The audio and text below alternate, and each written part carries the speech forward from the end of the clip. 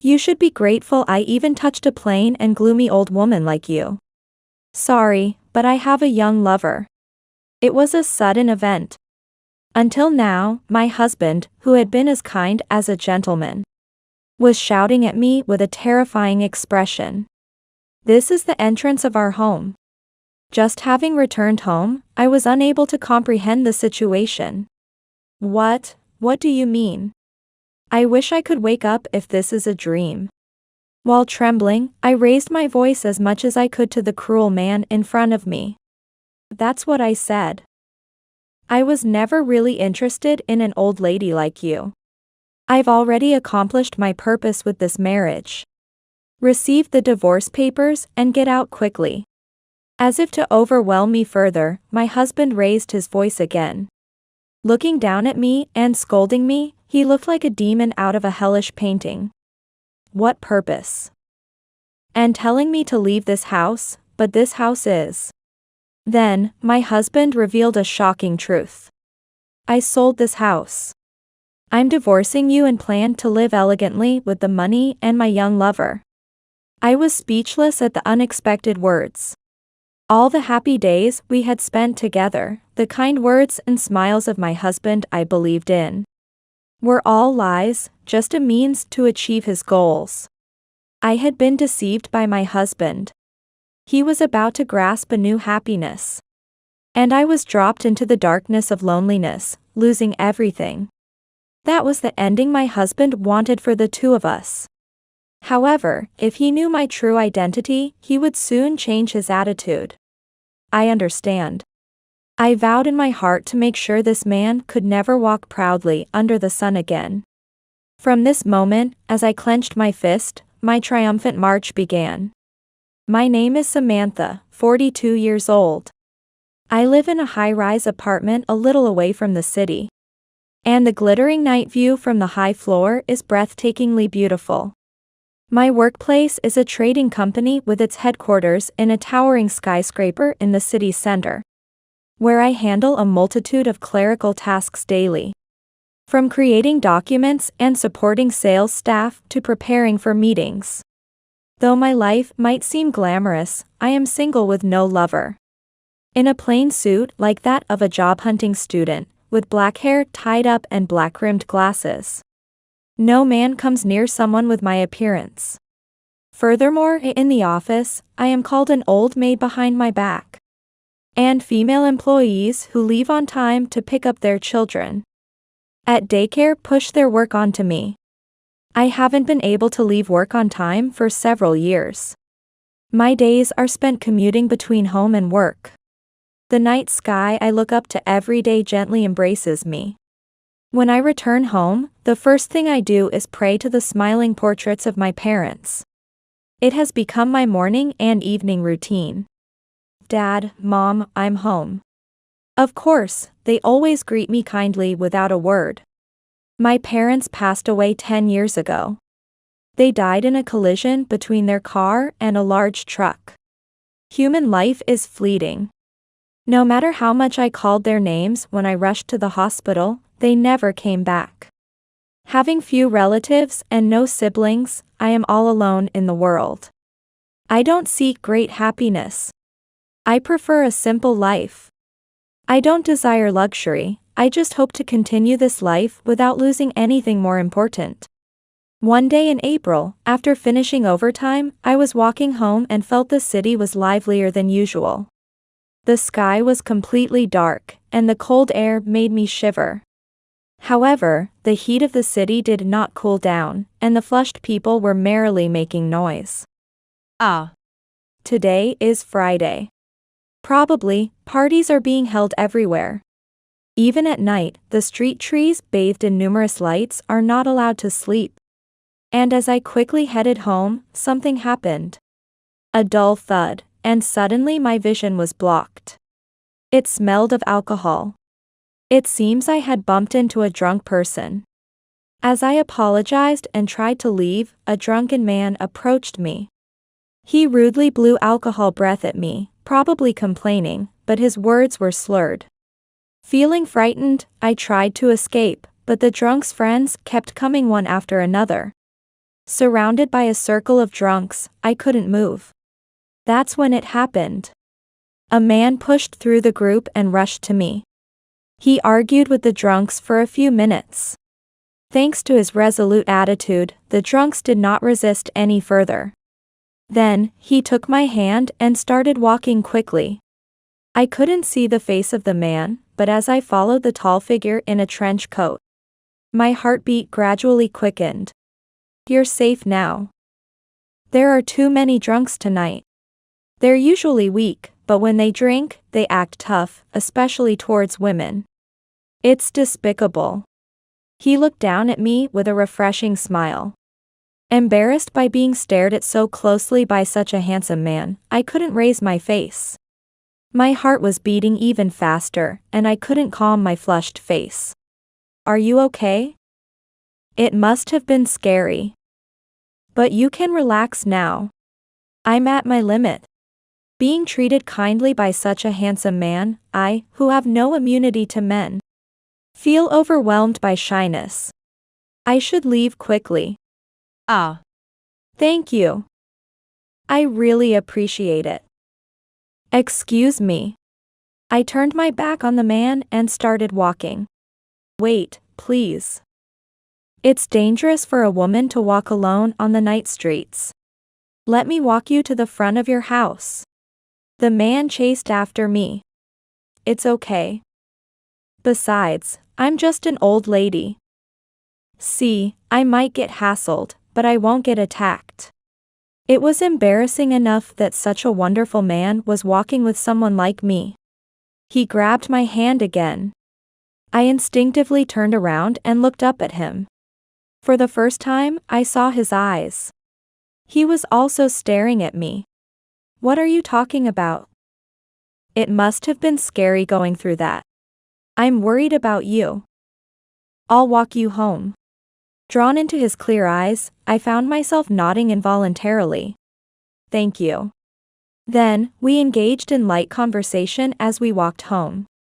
His innocent smile warmed my heart. And I was thrilled by his kindness as he escorted me through steps and narrow paths. It was a first-time experience for me. Thank you so much. This is my home. The 15 minutes I spent with him flew by. And we arrived in front of the high-rise apartment where I live. Then, the man looked up at the apartment in surprise. It's no wonder. It's a high-rise apartment that you wouldn't imagine someone as plain as me living in.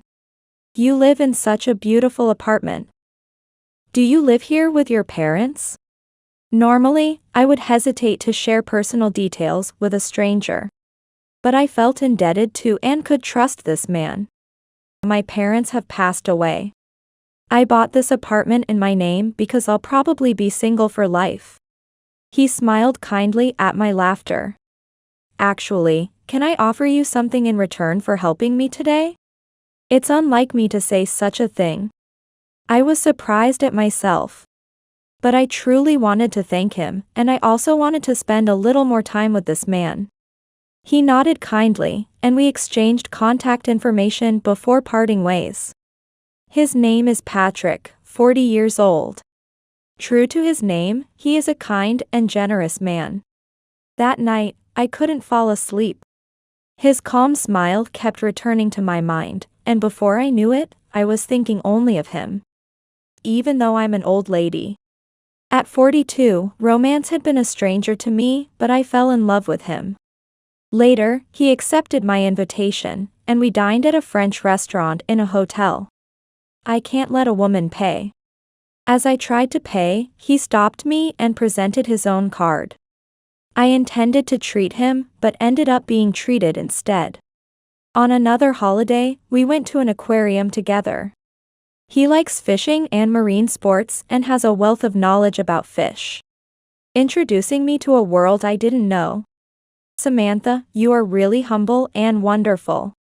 It feels like a miracle that we met while both single.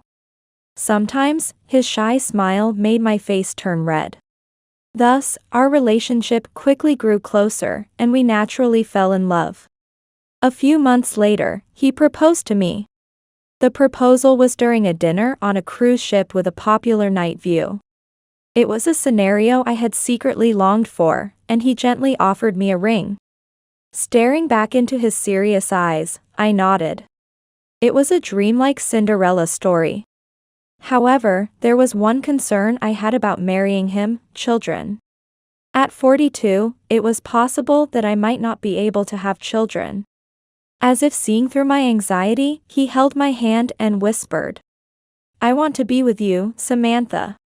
Even if we can't have children, we'll be happy just the two of us." He always enveloped me with kindness. I was constantly being saved by him. Thus, we married, and our happy life together began in the apartment I owned. 6 months passed. Our married life was going smoothly. We both worked hard during the day and spent quiet evenings together. However, my concerns were confirmed, and despite several attempts, we were unable to conceive. These things are meant to be. There's no need to rush, and you shouldn't blame yourself. Perhaps the cause could even be with me. My husband always encouraged me with his kind smile, despite my constant worries about age. Yet, I couldn't give up my dream. I wanted a child, even if just one. I then visited a renowned obstetrics and gynecology clinic to receive information on infertility treatments. There was an option for advanced infertility treatment, though it was expensive. It would require my husband's cooperation. However, he frowned upon the idea of infertility treatment and showed reluctance. We don't need to go that far. There are many happy couples without children. I don't desire a pregnancy that requires us to push ourselves so hard. He left the room coldly after saying that, and it seemed I had upset him. In my eagerness for a child, I might have pushed things too far on my own. We should have discussed it more as a couple. And perhaps I was too demanding about checking for ovulation days and seizing the opportunity. Surely, all my actions must have put pressure on him.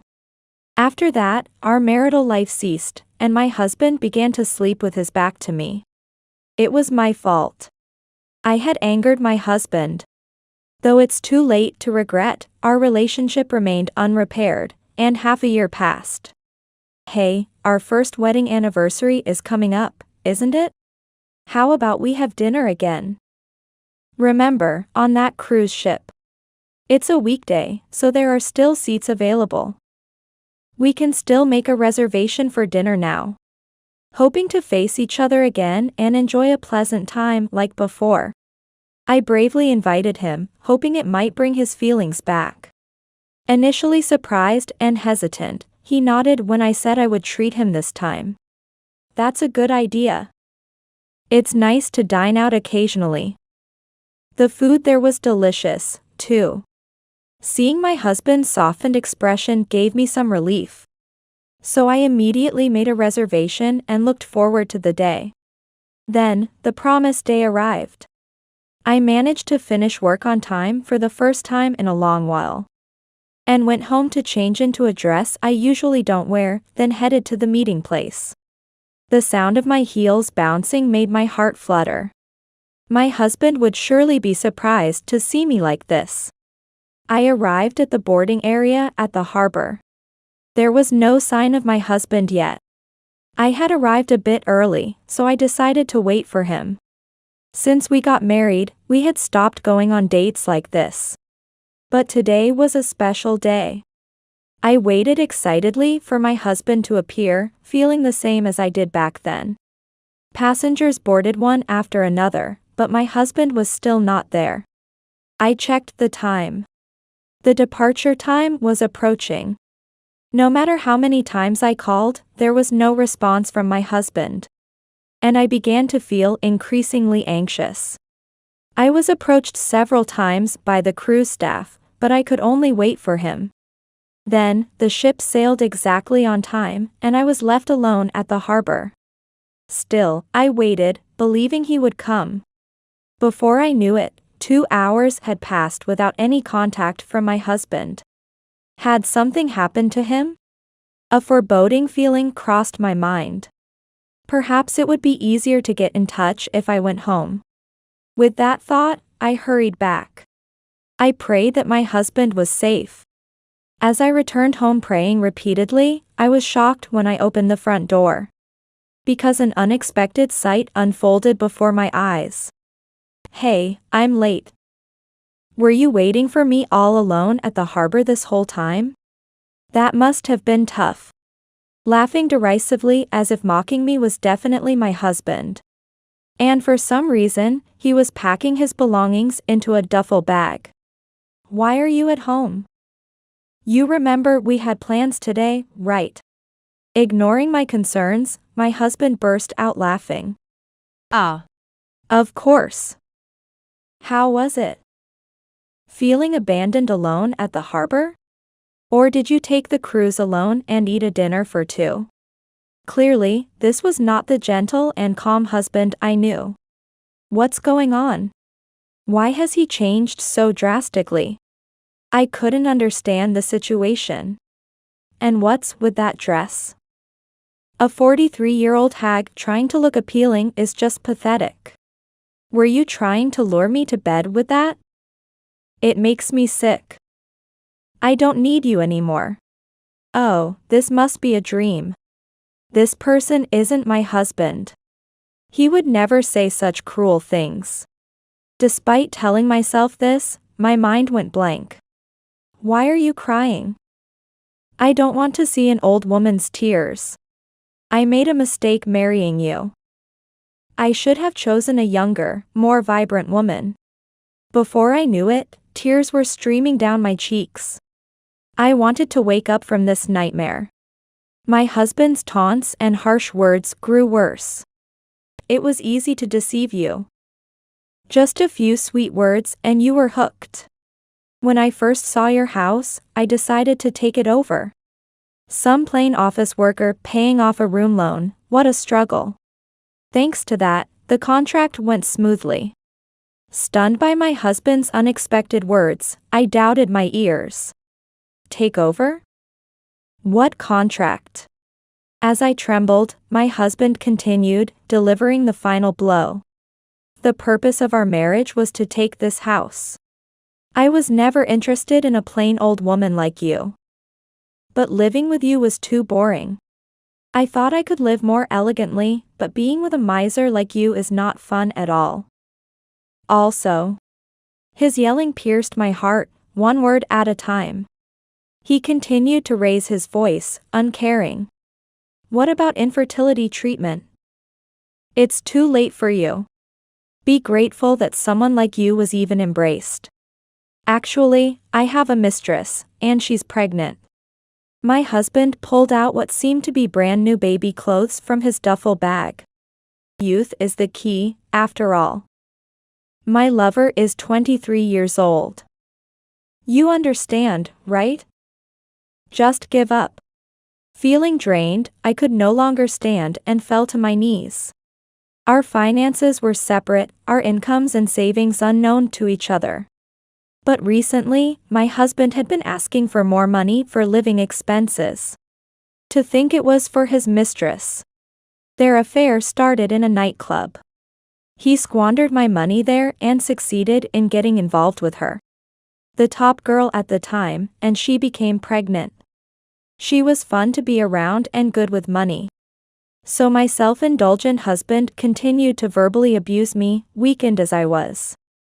I'm going to live in a different high-rise with her, so we're getting divorced. The sale of this house has already been arranged. You should get out as soon as possible. It was a terrifying scream. You can't just sell it on your own. His story was too surreal, and I raised my voice without thinking. It was quite a hassle. I had to visit the city office several times to get various documents. And the most troublesome was your certificate. Here, this. He threw my driver's license at me. It seems he took it from my wallet while I was asleep. He had also taken important documents like the house registration certificate.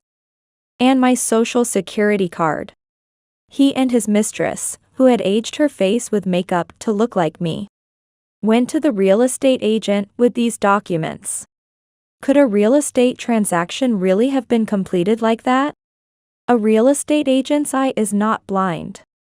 My husband must be misunderstanding something.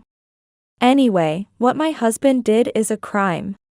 If he really did it, it cannot be forgiven, so I must investigate thoroughly.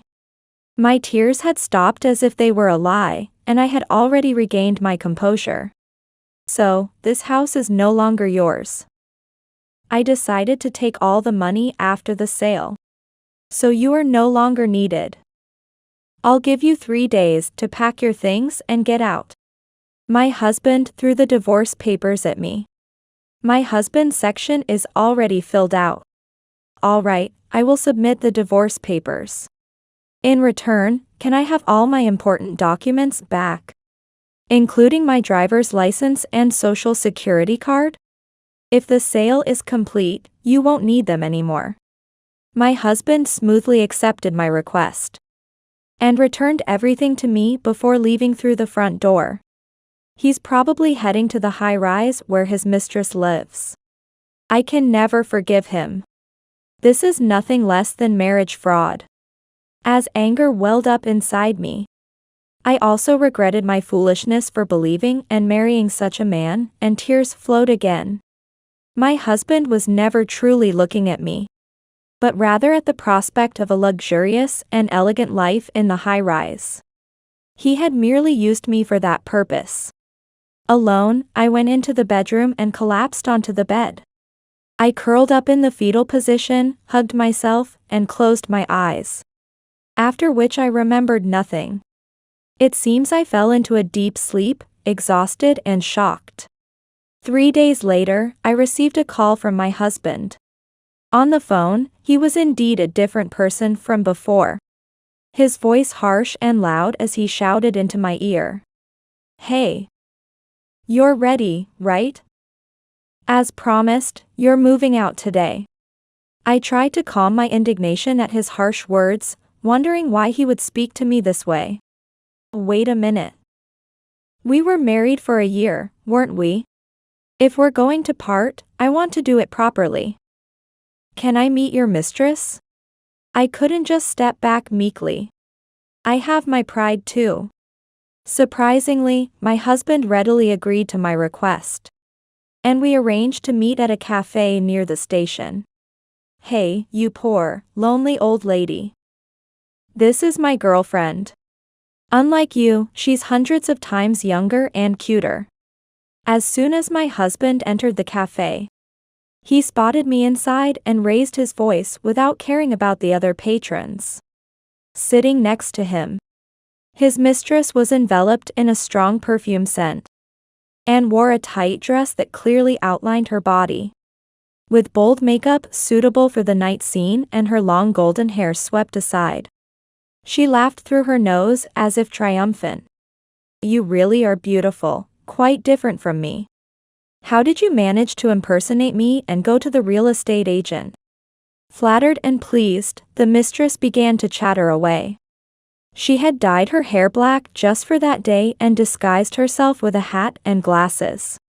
She added wrinkles to her face with eyeliner and, whenever spoken to by the real estate agent, she would only nod or shake her head without speaking.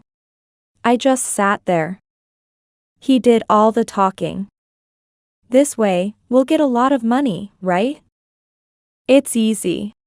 Such a suspicious duo must have raised doubts among the real estate agents. Besides, selling a house isn't that easy. Impressive. There might be a call from the real estate agent to me soon. So could you tell me the name of the person in charge? The more she was flattered, the more the mistress got carried away. She was the perfect person for gathering information.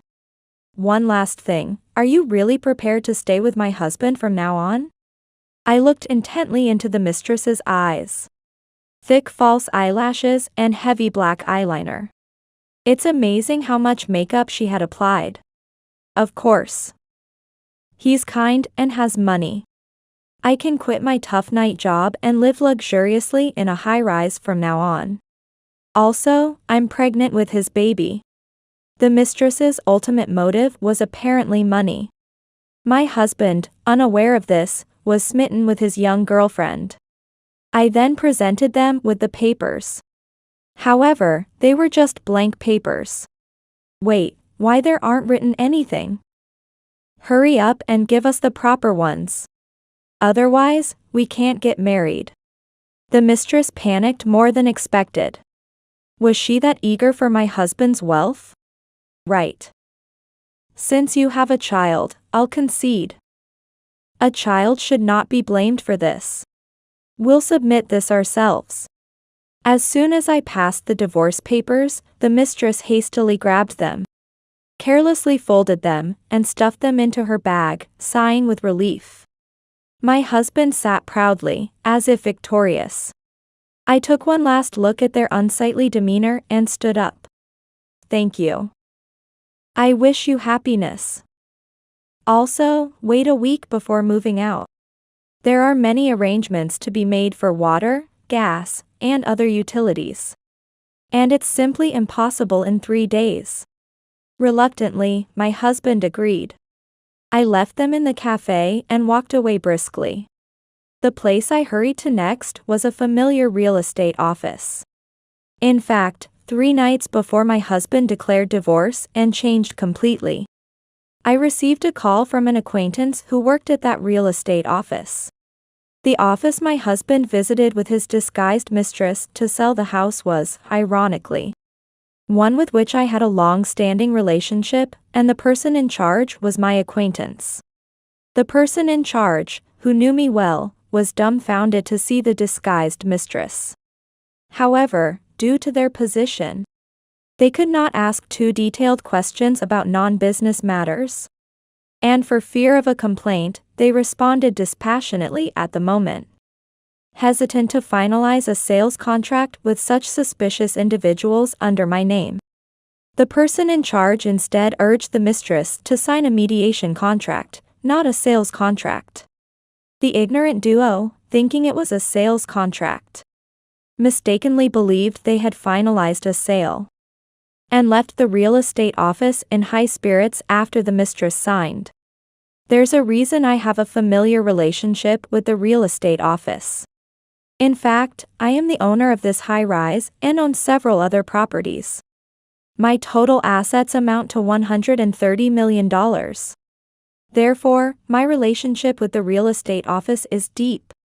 Everyone might wonder how such a plain office worker could own so much real estate. It is the result of inheriting my parents' wealth and my earnings from stocks and investments. Spending money isn't just about splurging in nightclubs.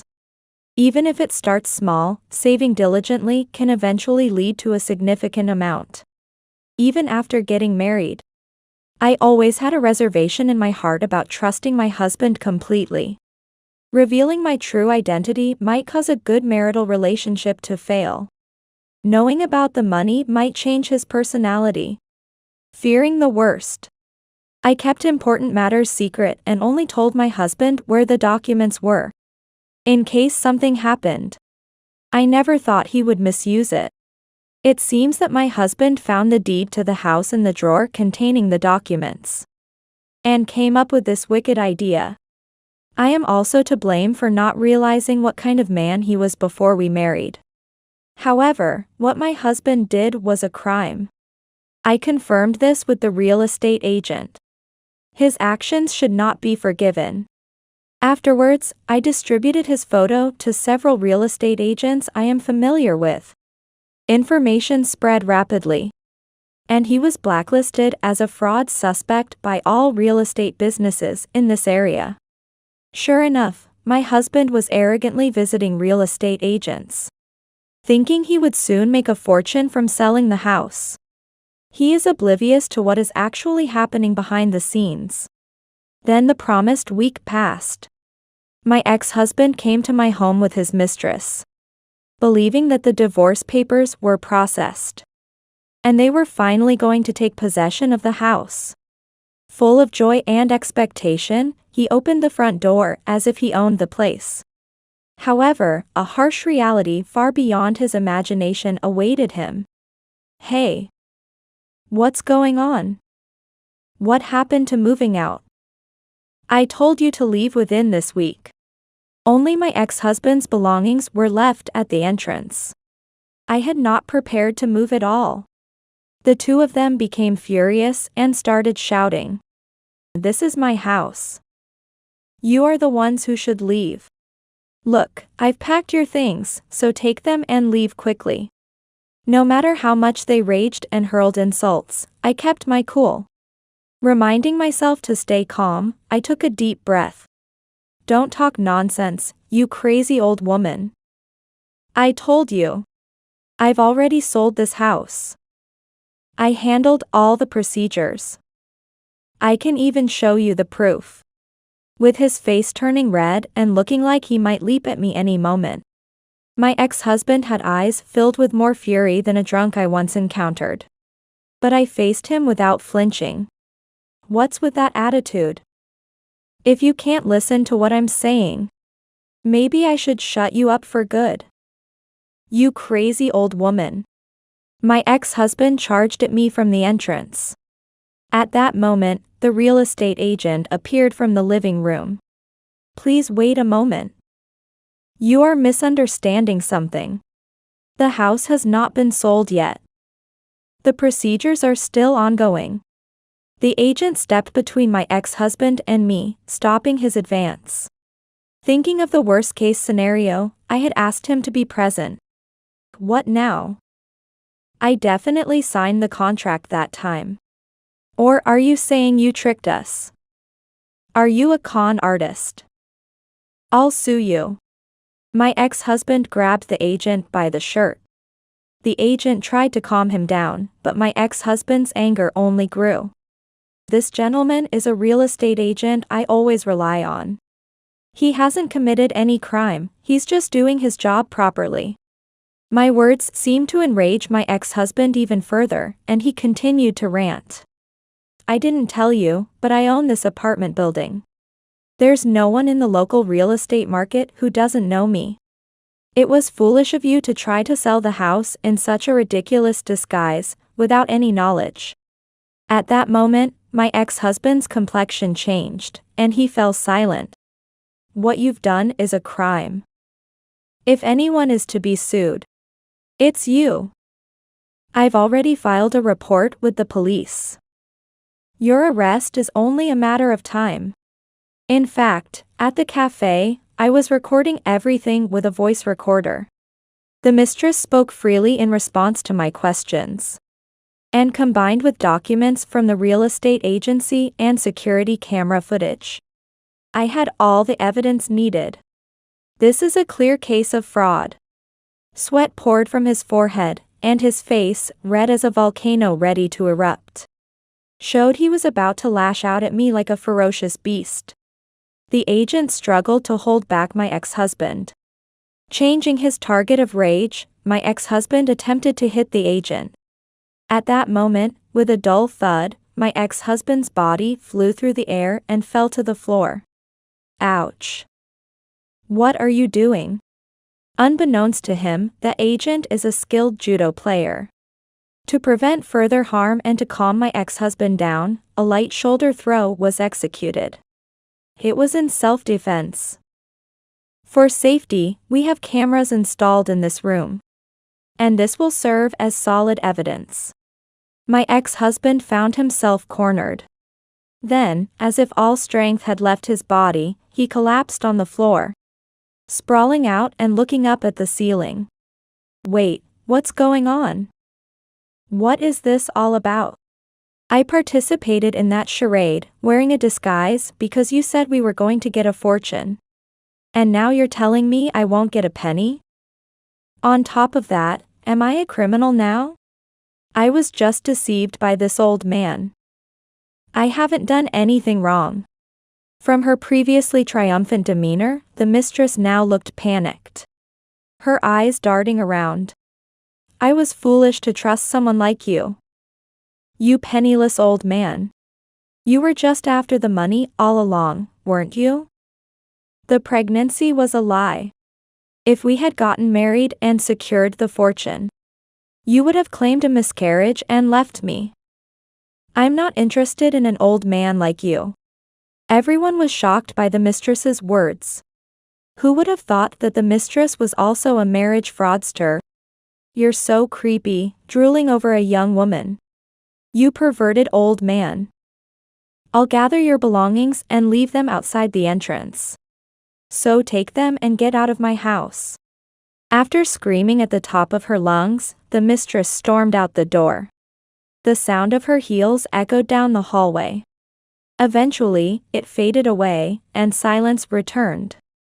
I apologize. This is how things stand. I will never appear before you again. I will leave this town. So, could you please not press criminal charges? My exhausted husband made a last desperate plea, rubbing his forehead on the floor. But no matter how much he apologized, it was too late. I rejected his request to forgive him, insisting that he must pay for his crimes. Thus, our conflict came to an end. Later, I heard that my ex-husband and his mistress were arrested. They resisted until the end, denying the allegations. But the numerous pieces of evidence led to their arrest. Months later, spring returned again. I was single once more, continuing my routine of commuting between home and work. One day, I received a call from the real estate agent. He wanted to talk to me. So, we agreed to meet at a nearby park. On a calm afternoon during the weekend, we sat next to each other under a cherry tree. I sensed something different about him. He seemed nervous. I wondered what was on his mind. Suddenly, he stood up. I've been in love with you for a long time. But because of my position, I couldn't express my feelings. However, I won't hide them anymore. I've decided to let you know.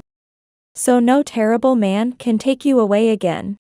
His cheeks were flushed, and he looked at me with an expression I had never seen before.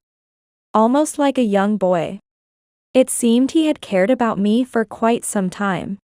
Actually, he was the second son of a well-known major real estate company president. Thinking it was inappropriate to fall in love with an important client, he had suppressed his feelings for me. His family was wealthy, and the company would be inherited by his older brother. Now that he was set to start his own business, he saw it as an opportunity to express his feelings. You should be yourself more.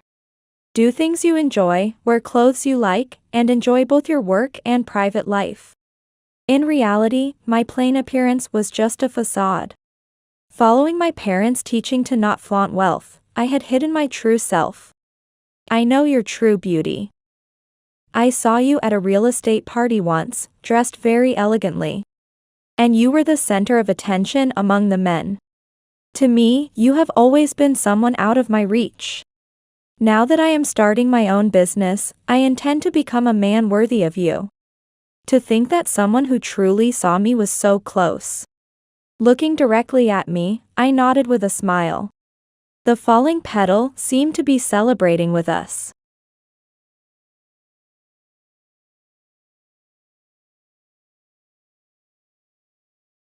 Is your fertility treatment going well?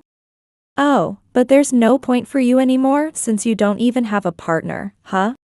At the company's anniversary party, those harsh words were directed at me by Ethan, my ex-husband, who looked down on me as infertile after having a child with his mistress, and unilaterally breaking up with me. That's quite something to say, considering we've broken up. Ah. Is this the infamous barren lady? Yes, it's her. The aunt who couldn't fulfill her role as a woman, my ex-wife. They both looked at me and burst into laughter. If that's how they were going to behave, I had my own thoughts. How about you? How's everything going with the company? Of course it's going well.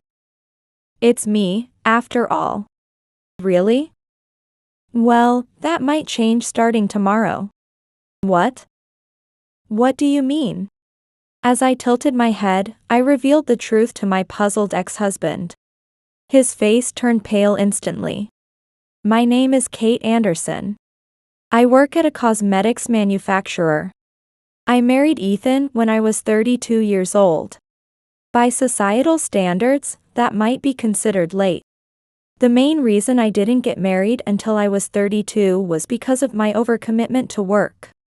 I started my current job right after graduating from university at the age of 22. Back then, I was desperate to be recognized quickly. I've always been competitive, and I think my ambition was exceptionally high compared to others. I volunteered for big projects and worked tirelessly. That was my vitality for living. I often traveled across the country for work, leaving me no time to play. Working from morning until midnight, and there were years I don't even remember taking a break. Some might think it sounds like a toxic company, but I loved my job and never felt burdened by it. However, the surrounding voices, feigning concern, were critical of me. People who live for work seem to have no fun. Don't you want to get married soon? You won't be able to have children if you wait too long. I was honestly fed up. Everyone has their own values, so I wish they would just leave me alone. Arguing back would only lead to more nagging. Whenever this kind of conversation came up, I would just give a wry smile and quickly leave the scene. Having dedicated most of my life to it, I reached a significant position in the company at a young age. Finally, I could start taking regular breaks, and my personal life began to have some room to breathe. By then, I was already 32 years old, and it had been 15 years since I last had a boyfriend. I didn't have a strong desire to marry, but the thought of being single for life was sad. I hoped to find a good partner somewhere deep down. And then I met Ethan. We both enjoyed reading and met at an autograph event for a popular author. The autograph event was crowded, resulting in a long wait. Perhaps bored during the wait, Ethan, who was standing behind me, struck up a conversation. It's quite a wait, isn't it? Do you often come to these signings? Yeah. It's been about 30 minutes already. This is my first time at an autograph event. I just happened to be off work. Same here. It's also my first time. By the way, which novel do you like the most? I guess I like this one the most. Me too. It's my favorite novel. Ethan's eyes sparkled as he spoke. In this way, we hit it off, exclaiming, that line was moving. And the ending was unexpected, making our conversation very lively. As we talked, my turn came quickly. After we both got our autographs, Ethan said as we were about to leave, I really enjoyed talking with you today. Could you give me your contact details, if that's okay? Thinking it was some sort of a fate, I happily agreed, and we made plans to meet again. Our first date was very engaging, and we had a truly enjoyable time. As we continued to date, I began to see more of Ethan's personality. He was 5 years younger than me. He worked as a salesperson at the same cosmetics manufacturer as me. He wanted to keep work and private life separate, preferring not to talk about work in his free time. I agreed with this sentiment. It was nice to have a common hobby, but we were both only children. Had been without significant others for a long time. And had similar ways of thinking, which made us feel close to each other. Gradually, I felt at ease being with Ethan. He was a bit absent-minded and often forgot things, but I found these traits endearingly youthful. For me, who had no time to date before, going out with Ethan was a fresh and fun experience. I was quite thrilled about this new romance. About 6 months after meeting Ethan, he said, I'd like you to meet my parents sometime. What? I want to marry you, Kate. Is that okay? Though taken aback by the suddenness, I loved Ethan and saw no reason to refuse. Things progressed smoothly, and I met his parents. You are really beautiful. I never thought the day would come when Ethan would introduce a girlfriend. He must really like you. It's nice to see Ethan so happy. We look forward to being with you. I was praised so much by his kind parents that I was both happy and embarrassed. Blushing throughout the encounter, Ethan proudly said next to me, "She doesn't look 5 years older than me, does she? She's a real witch." Although it sounded slightly rude, Ethan meant it as a compliment. I was relieved that the meeting with the parents went smoothly. Life with Ethan was ordinary and calm. However, change was on the horizon for us. "Kate, don't you want kids?" My husband, aware that I was already 35, hesitated a bit before bringing it up. "Children? Of course, I don't dislike children, and I do want to be a mother. However, at this age, the risks associated with pregnancy after 30 are reportedly high." As I struggled to find the right words, my husband, looking anxious, said, "Is it a no?" "Of course, your health comes first. If you think it's too much, we can stop right away." He then rustled through his bag and pulled out a bunch of brochures from various fertility clinics. Usually, he isn't one to research things, but it seemed he really wanted a child. He had carefully selected the information, considering my situation. Seeing him like this made me feel that I wanted to have a child for him, for us. "No, it's not bad. Let's start trying to conceive." "Really? Thank you. Let's give it our best." The following week, we went to the hospital for a thorough checkup. The results would be told later, leaving us with a week of anxious waiting. Finally, the day came to learn the results. I'm mostly fine, it seems. They just told me to get a rubella vaccination. I see. I have polycystic ovary syndrome. What's that? It means I have more eggs than other people. It makes ovulation difficult and conception challenging. My husband's demeanor visibly sank, and he was at a loss for words. Seeing him like this, I quickly reassured him. But you know, this condition is common. They told me that with hormone treatment to make it easier to conceive, there's a good chance of getting pregnant." "That's great. So, we start the treatment now." Though I felt a bit down about being told I have difficulty ovulating, hearing that pregnancy was still possible was reassuring. Thus, we began hormone therapy and officially started our journey to conceive. Despite our age, we initially tried timing methods several times, planning to move on to artificial insemination or IVF if those failed. However, even after months of following the doctor's timing advice, I wasn't getting pregnant. What could be wrong? It can't be helped. Becoming discouraged is the worst thing. Let's take it slow, no need to rush. You're right. At first, he was encouraging and actively helped with hospital visits. But after half a year, things began to change. The in-laws started saying they wanted to see a grandchild. It all started with a phone call from my mother-in-law. "Hey, Kate, I don't mean to be rude, but you're over 30, aren't you? Are you seriously thinking about children? We've started fertility treatments, but it's not going so well." "Oh, I see. I apologize if I'm being rude. But you know, Ethan has always been lonely as an only child, and he said he needs at least 2 children. For his sake, and ours, please try your best." With that, the call ended. I wish she understood the difficulty of even having one child, let alone more. Even so, the pressure didn't stop there. Each month, the appeals from my mother-in-law continued. Alone, I would let out a deep sigh.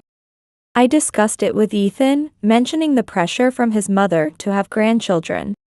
But he just laughed it off. "Moms like that, huh? Well, can't be helped. You're getting on in age, so she's probably worried." If we have a kid soon, that'll solve it, huh? His words, though likely without malice, pierced my heart. Still, we kept trying to conceive for a while, but there was no sign of pregnancy. Gradually, Ethan seemed to lose interest. He used to come home early for our fertility efforts, claiming overtime now, and came home late. We had agreed to limit our alcohol intake, but he soon broke that promise too. Moreover, perhaps thinking it pointless if I couldn't get pregnant, our intimate moments significantly decreased, making the environment for conceiving virtually non-existent, and we fell into a vicious cycle. Still, I couldn't give up on having a child. So I decided to do what I could until Ethan was ready to cooperate again. Starting to prepare my body for pregnancy.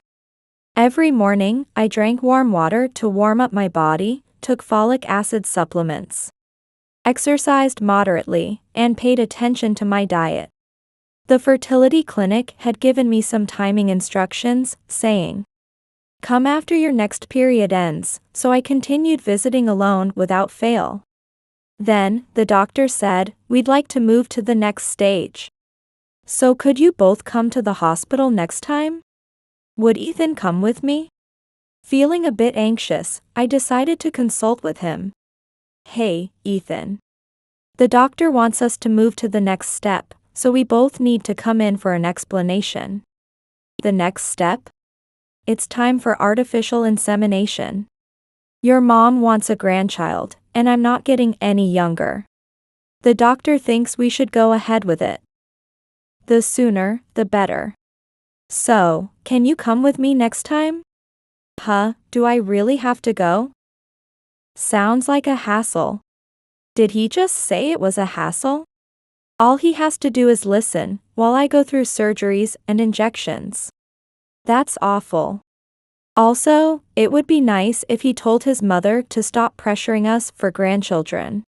If that were the case, it might relieve some of my stress. Overwhelmed by anger, I couldn't figure out where to start speaking and fell silent with a sullen expression. Noticing this, Ethan tried to appease me. "Joe, it's just a joke, don't be mad. I'll think about the dates again." However, days passed, and Ethan never seemed to consider a date for the hospital visit. Whenever I suggested a date, he found reasons to refuse to go. "Do you really want children? After showing so much desire, why refuse all of a sudden?" Feeling nearly crushed by anxiety, I decided we needed to talk. "Are you planning to give up on trying for a child?" Ethan pondered a bit with his arms crossed and then casually said, "Well, yeah. Honestly, work is so busy right now, I can't focus on that. Sorry, but can we just stop trying for a baby for now?" His nonchalant response left me unable to stay silent.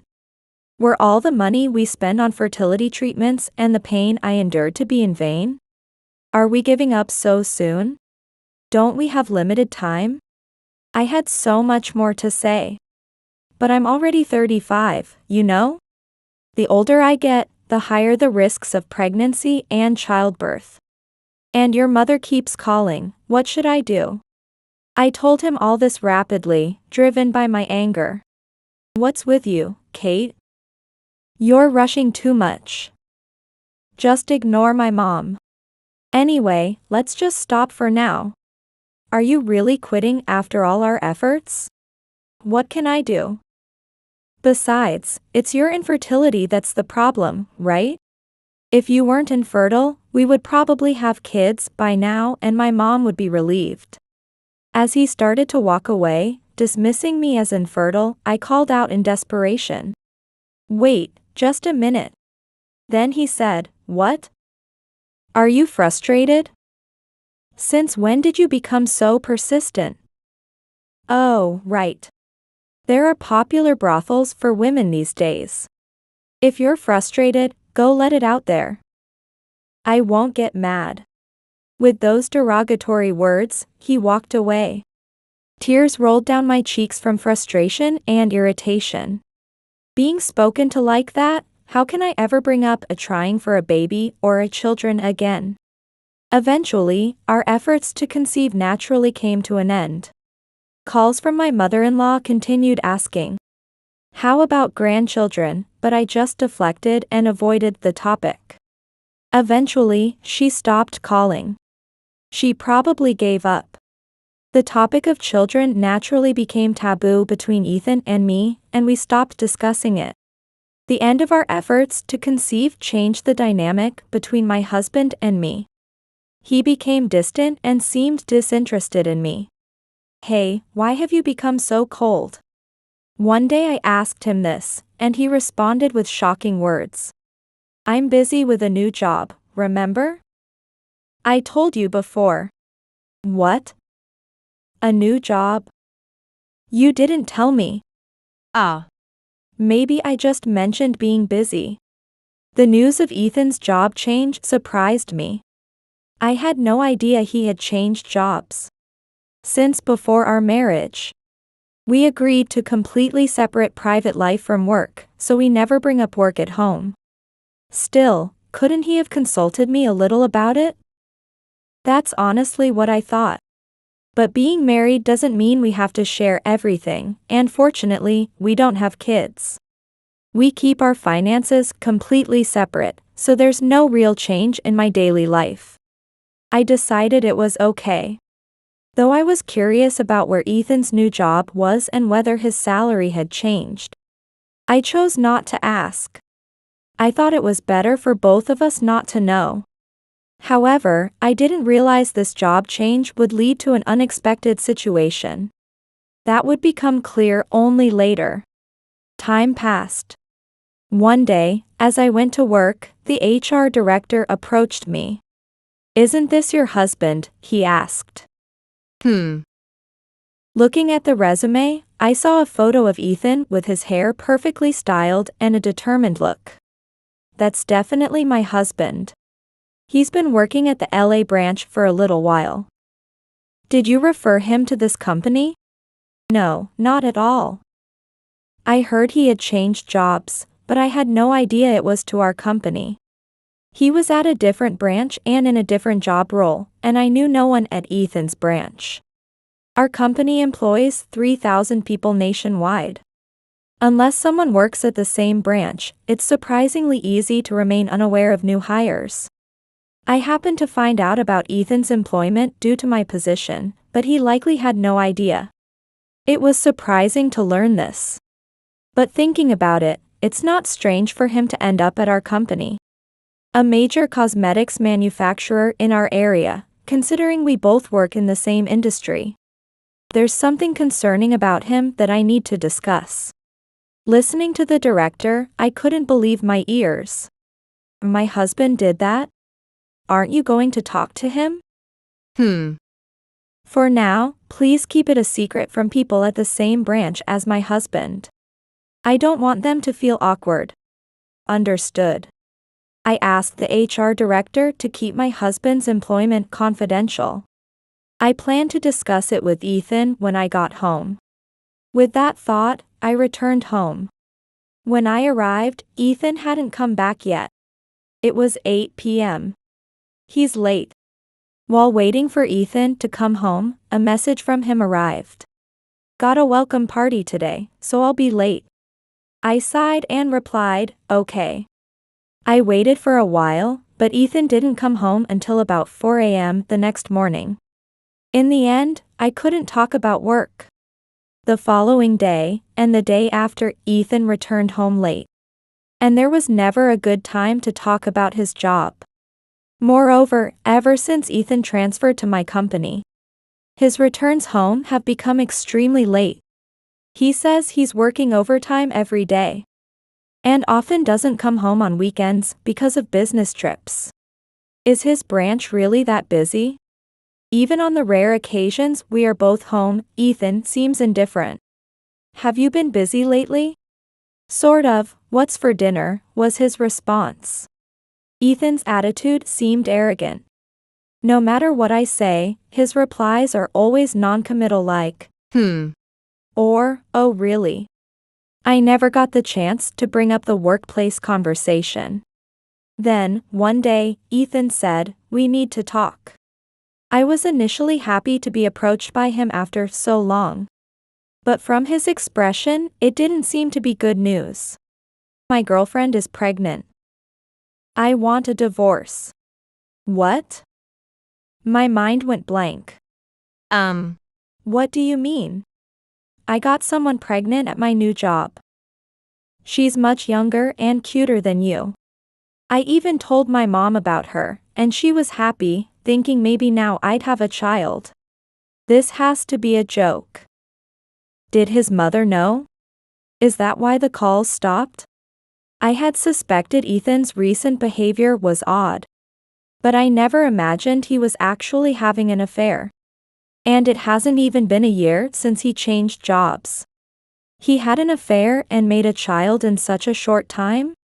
I can't believe it. Since when? About a month after I joined the company. She was a new employee, and I was hired at the same time, so we hit it off. If Ethan started dating her about a month after joining, that coincides with when he suggested we stop trying for a child. I thought it was strange to suddenly stop trying for a child when he had wanted one so badly. But I never imagined he was seeing someone else. I was speechless and just stood there. "Here, this is the divorce papers." He handed me the divorce papers unilaterally. "Fine, let's get divorced. Glad you're being quick about it. Don't worry about the compensation, I'll pay you a fair amount." Although I was disgusted by his condescending tone, I wasn't struggling financially.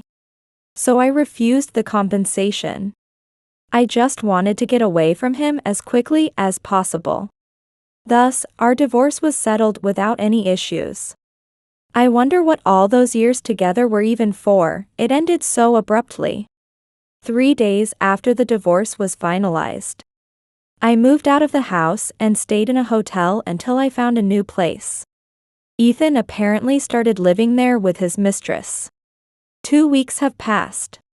While my heart has not yet healed, I found a new place and am ready to start anew just as. My company's anniversary party was about to take place. When I arrived at the venue, it was crowded, and I wandered around looking for my seat.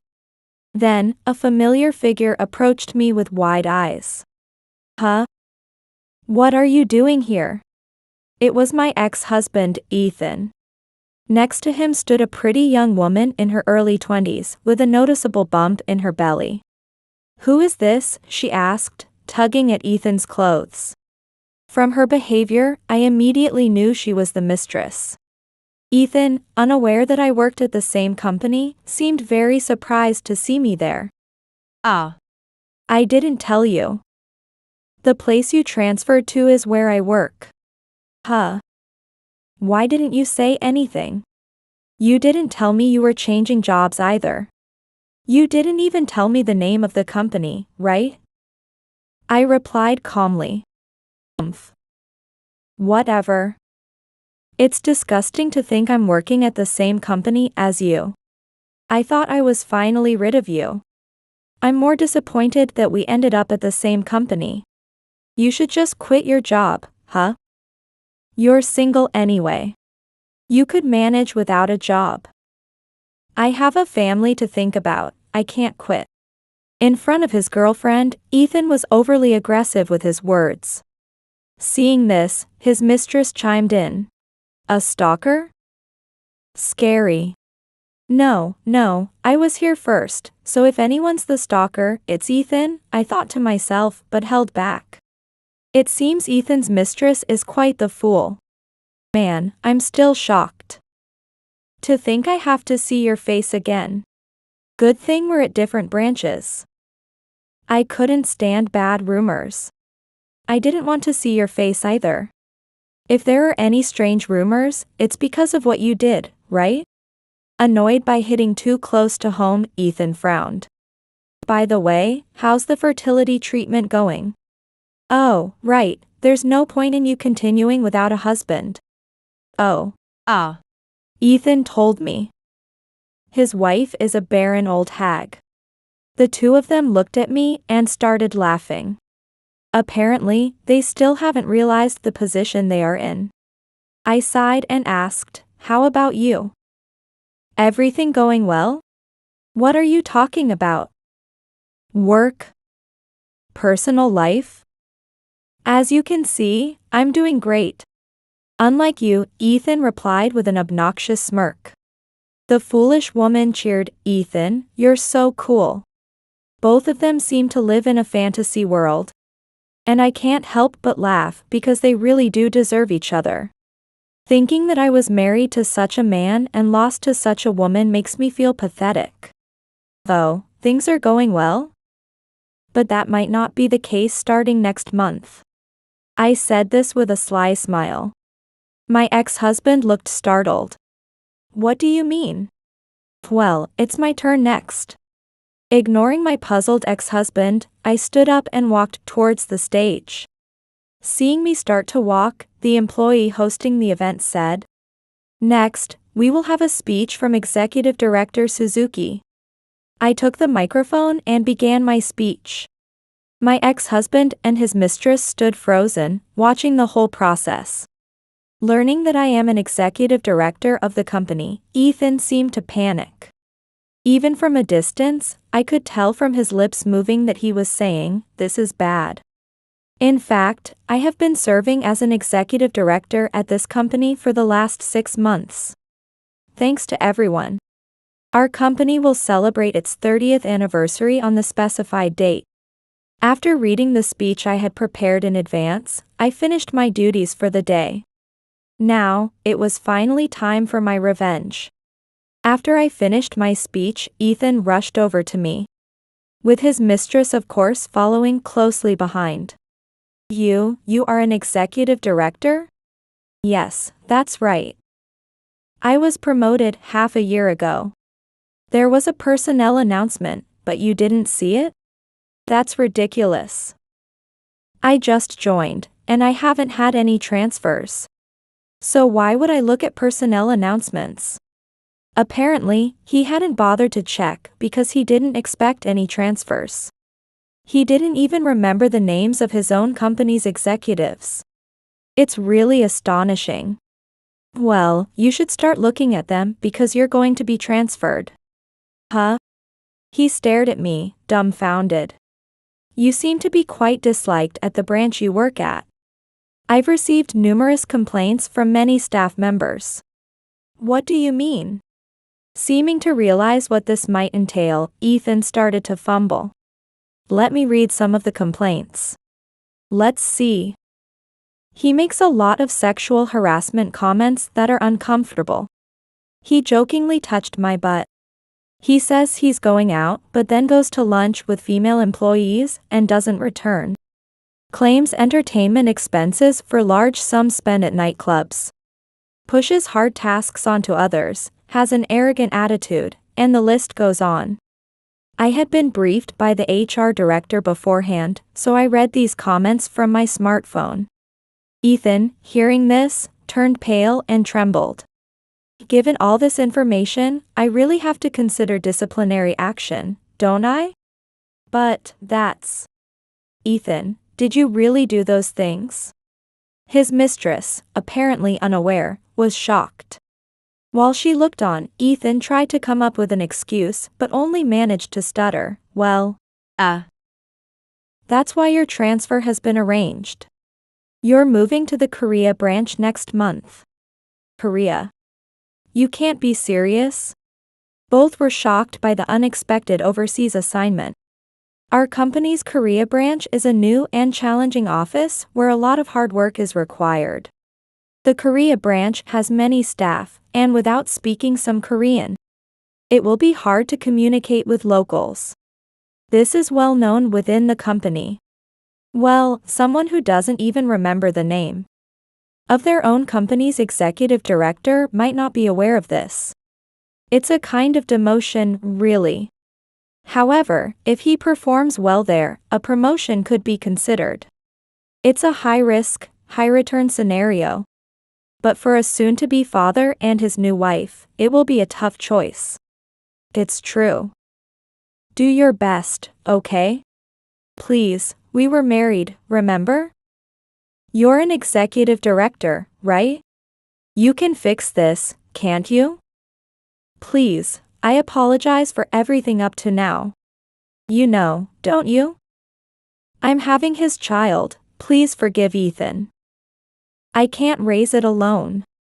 Despite their earlier confidence, both my ex-husband and his mistress were now tearfully begging me to change their situation. However, I had no intention of forgiving them after all the apologies. If they hadn't behaved so terribly earlier, I might have considered different arrangements for the sake of their unborn child. But given their horrible attitudes, I decided not to change their treatment. I've thought about this a lot. I was betrayed by Ethan and wondered if I should forgive him. I wanted to reconsider his situation for the sake of the child, but I've decided against it. Thanks for making my decision easier. This can't be. Unable to stand there any longer, my ex-husband collapsed. Ignoring the pleading looks of my ex-husband and his mistress, I left the scene. Later, the transfer of my ex-husband to the Korea branch was officially announced. He struggled with the decision to move to Korea, but eventually, he chose to resign on his own. He couldn't leave his child and new wife behind in the US. Ultimately, Ethan, who had just changed jobs, ended up resigning and became unemployed. He now lives in a cheap apartment and works multiple part-time jobs to make ends meet. As for me, work is my lover now. I think about dating again sometime, but it doesn't seem like I'll have time for that anytime soon. But honestly, I enjoy being immersed in my work.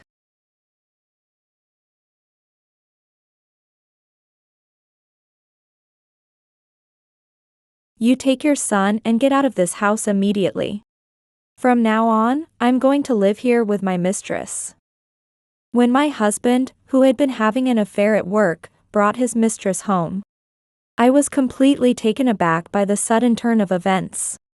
I had married my husband and had a child. And due to the wishes of my husband and mother-in-law, I became a homemaker. Despite being fed up with my meddlesome mother-in-law, I had supported my husband for many years. However, my husband didn't care about me at all and had his own affairs outside. Actually, she's pregnant. I have no use for you anymore, so let's get a divorce. My husband, who got another woman pregnant, demanded a divorce without any apology. The selfishness of my husband and his mistress made my blood boil. How much more could they disrespect me? She's just more compatible with me, both in personality and physically. My husband had a smug grin on his face. I've let you have an easy life as a homemaker for so long. You shouldn't have any complaints, right? Hearing my husband's words, I was dumbfounded. The mistress also commented, "Really, being a homemaker must be nice. I envy you. And you know, other people's belongings look so appealing, making me just want them."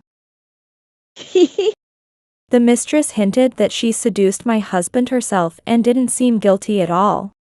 I'm really happy right now. I'll share some of my happiness with you. The mistress looked triumphant towards me. Is that so? Then I'll also give something back to the two of you. As a return gift, I gave them tickets to a one-way trip to hell. My name is Gina Manning, and I am a 40-year-old homemaker, raising my 13-year-old son, Nathan. I have always been somewhat reluctant to rely on others as the eldest daughter among 3 siblings. Both of my parents worked, so I had been helping my mother from a young age, and developed a habit of doing everything by myself. I met my husband Kevin at work when I was 22 years old after graduating from university. We were colleagues and gradually got closer as we went out for drinks and shared work frustrations and worries. A year later, Kevin asked me out, and we started dating. I am a responsible type, often relied upon by others, while Kevin is more laid back and less dependable.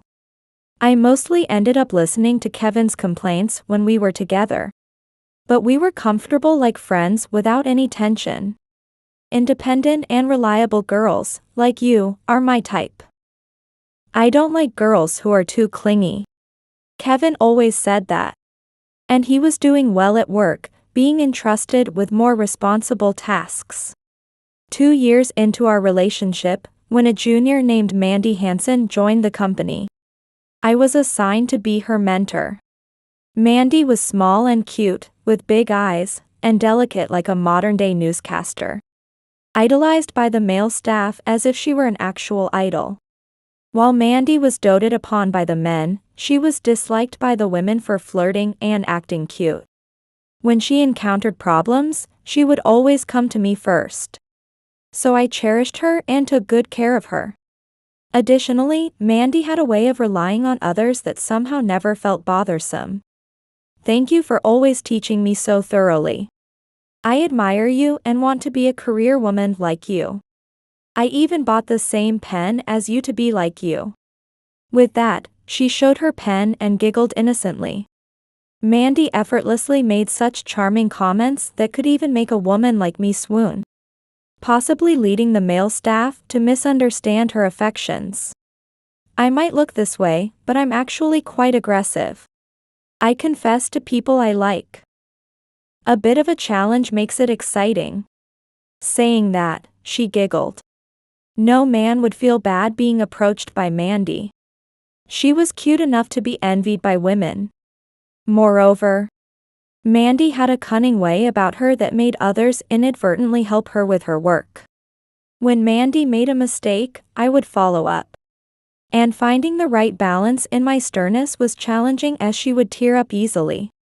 At work, the male staff would tell me, "Please don't bully Mandy." Meanwhile, the female staff would say, "Don't spoil Miss Hansen." This put me in a difficult position.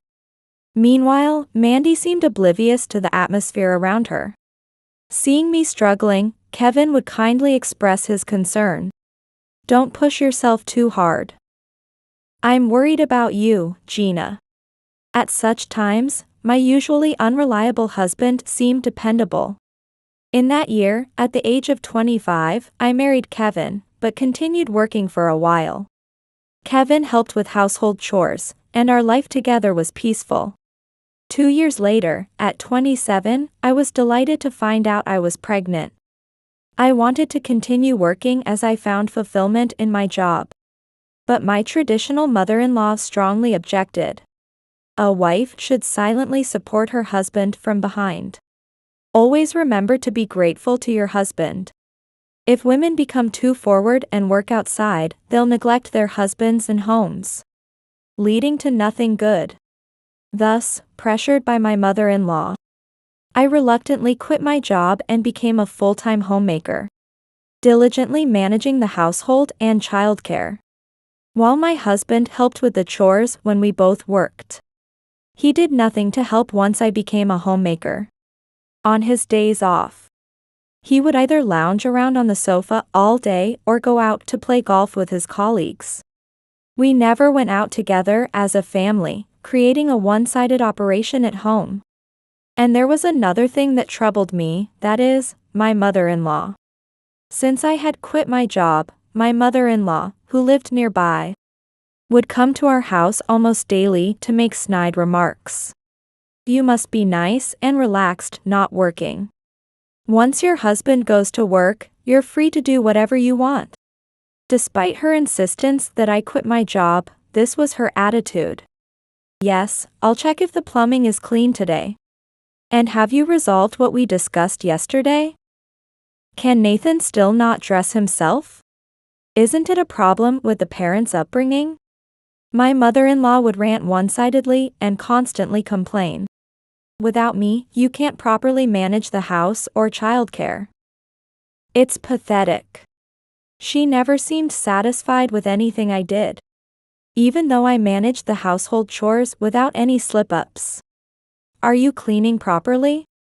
There's a lot of condensation in this house, and it causes mold."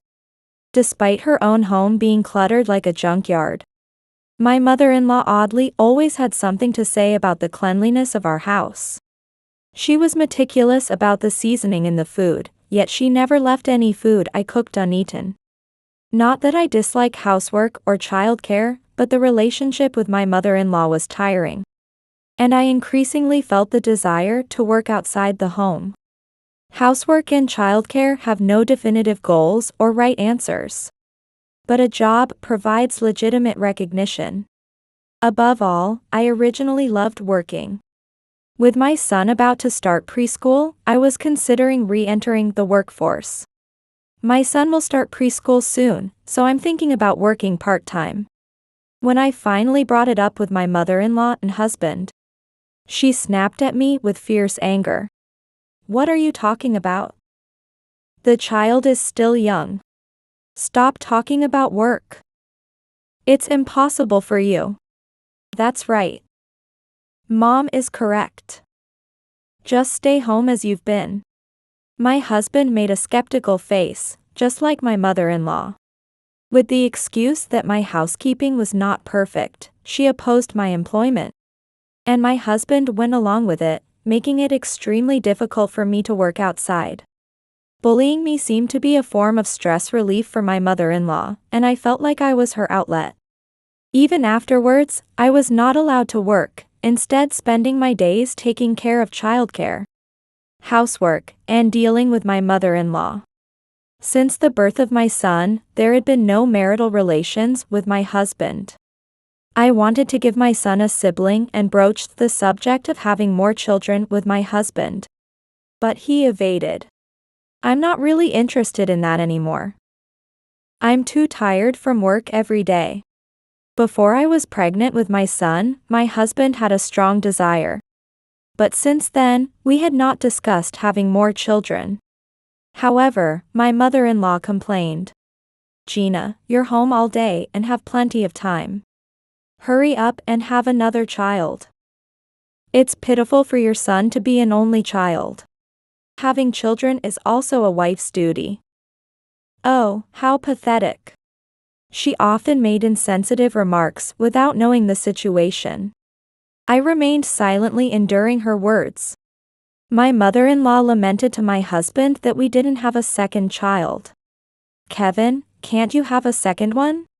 "Mom, I'm trying, but maybe it's all about timing." My husband dodged her comments. "Then, the compatibility between you two must be bad," my mother-in-law said insensitively, and I was exasperated. One day, as time passed and I turned 40, my mother-in-law fell down the stairs and had to be hospitalized. She had been applying wax that she bought at a hardware store to the hallway and stairs, insisting it needed to be done even though no one asked her, and she slipped and fell. I was startled by a loud thud and a scream and rushed to find her sitting on her buttocks. I quickly called an ambulance, and she was taken to the hospital for an emergency visit. It turned out she had fractured her ankle and needed surgery. While I was accompanying her, she complained in front of the doctor. "My daughter-in-law is so sloppy. That's why I have to come and help out every day. If I couldn't walk, it would be a real problem." Despite her spiteful remarks, I was relieved to see that aside from her foot, she seemed healthy otherwise. "Call Kevin quickly, please." The mouthy mother-in-law. "Understood. Kevin is currently on a business trip, but I'll contact him right away." I tried contacting my husband, who was supposedly on a 2-day business trip, but couldn't reach him. I thought, this is troubling. There's also the matter of the consent form for the surgery. I need to tell my husband quickly. When I contacted his company, they told me he was on leave. I had never heard that my husband had taken a leave of absence. The secrecy about his actions made my heart flutter with unease.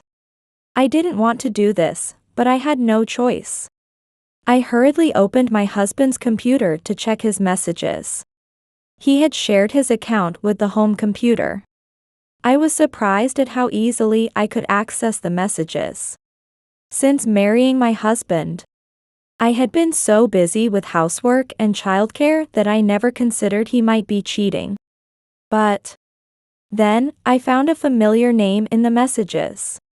When I opened the chat, messages like, "I love you more than my wife," and "I'm so happy we could be intimate today," continued endlessly. Replies from the other person also included, "I love you" and "I want to be with you more." Apparently, they were currently traveling together. And, shockingly, my husband's affair partner was someone I knew well. Could my husband have been so careless as to think he wouldn't get caught? Or was I just oblivious? Incredibly, my husband's affair partner was none other than Mandy Hansen, the junior colleague. Kevin and Mandy had been having an affair for 13 years. It started around the time I was pregnant with my son. The betrayal by both of them was deeply shocking, and I was paralyzed for a while. Now aware of my husband's infidelity, I decided to look for more evidence. As I investigated, I discovered disturbingly that my husband had recorded his nighttime activities with his affair partner and saved them on his computer. It appeared that the partner was also enthusiastically consenting to the recordings, which made me feel even more nauseous. I fought the urge to delete everything and instead saved the data as evidence. I also hired a detective agency to investigate his conduct. Then, I contacted someone to look into his activities at work. While I was busy with the investigation, my husband returned home with his mistress. "Where have you two been?" "I've been trying to contact you about your mother," I responded calmly, pretending to be composed. "Mom just hurt her leg a bit. But there's something more important I need to discuss," my husband answered nonchalantly. "What important thing?" "Actually, Mandy and I have been together for a long time." Saying so, he held Mandy's hand. Next to him, Mandy was beaming with a broad smile.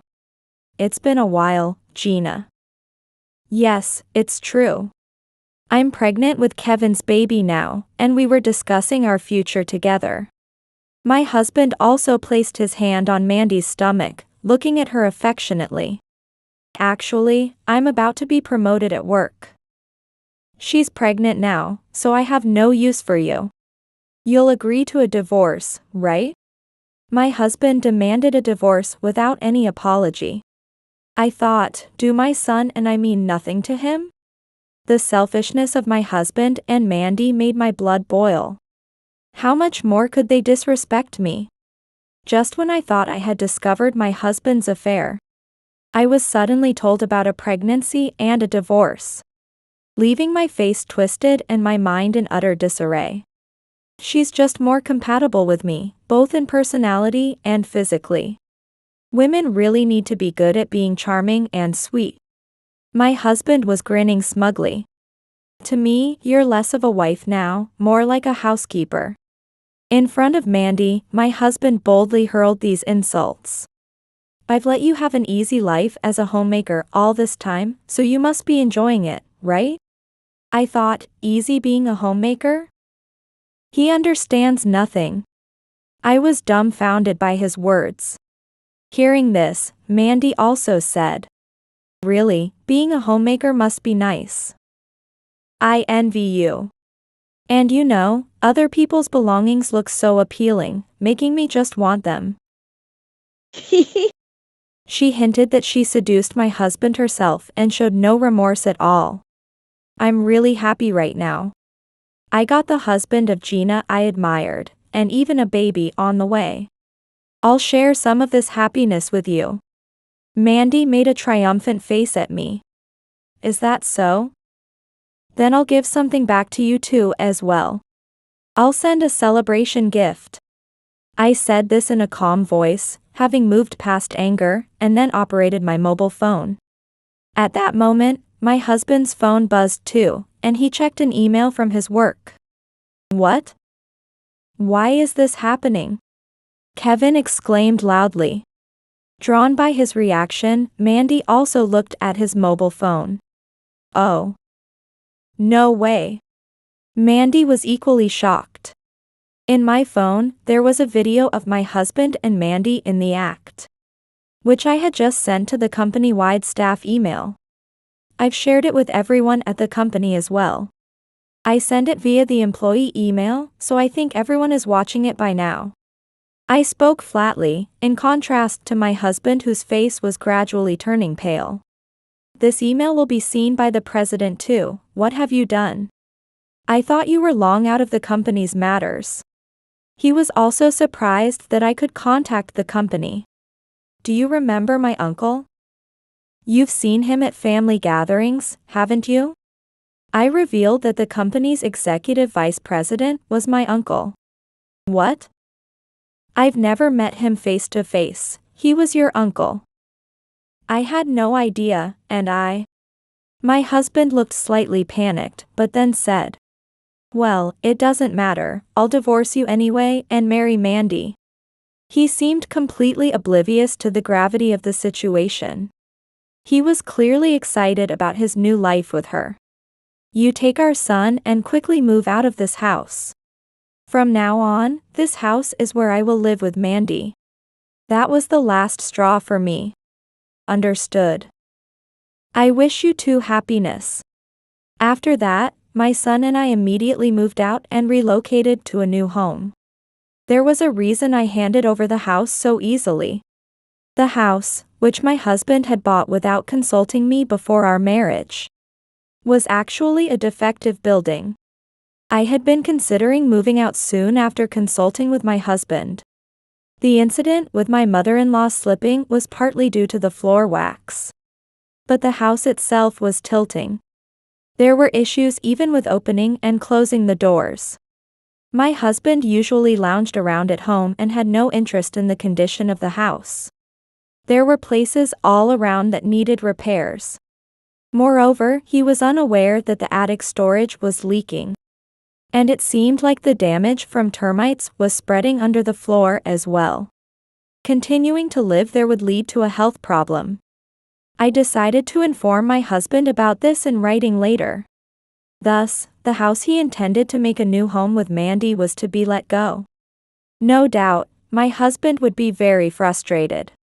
Later, the video included evidence that my husband and Mandy were on an affair trip, pretending to be on a business trip. The embarrassing video spread across the entire company, with my husband and Mandy as the stars. I gathered evidence of the affair and filed for divorce, demanding property division and child support. Afterward, feeling uncomfortable at the company, my husband resigned along with Mandy, saying, I'm talented, so I can get a job anywhere. I'm not the old me anymore. A year later, Mandy appeared at my door holding a baby. For a moment, I couldn't recognize the person in front of me. The once doll-like cute Mandy had changed completely due to age and the fatigue of childcare. And she had gained a lot of weight.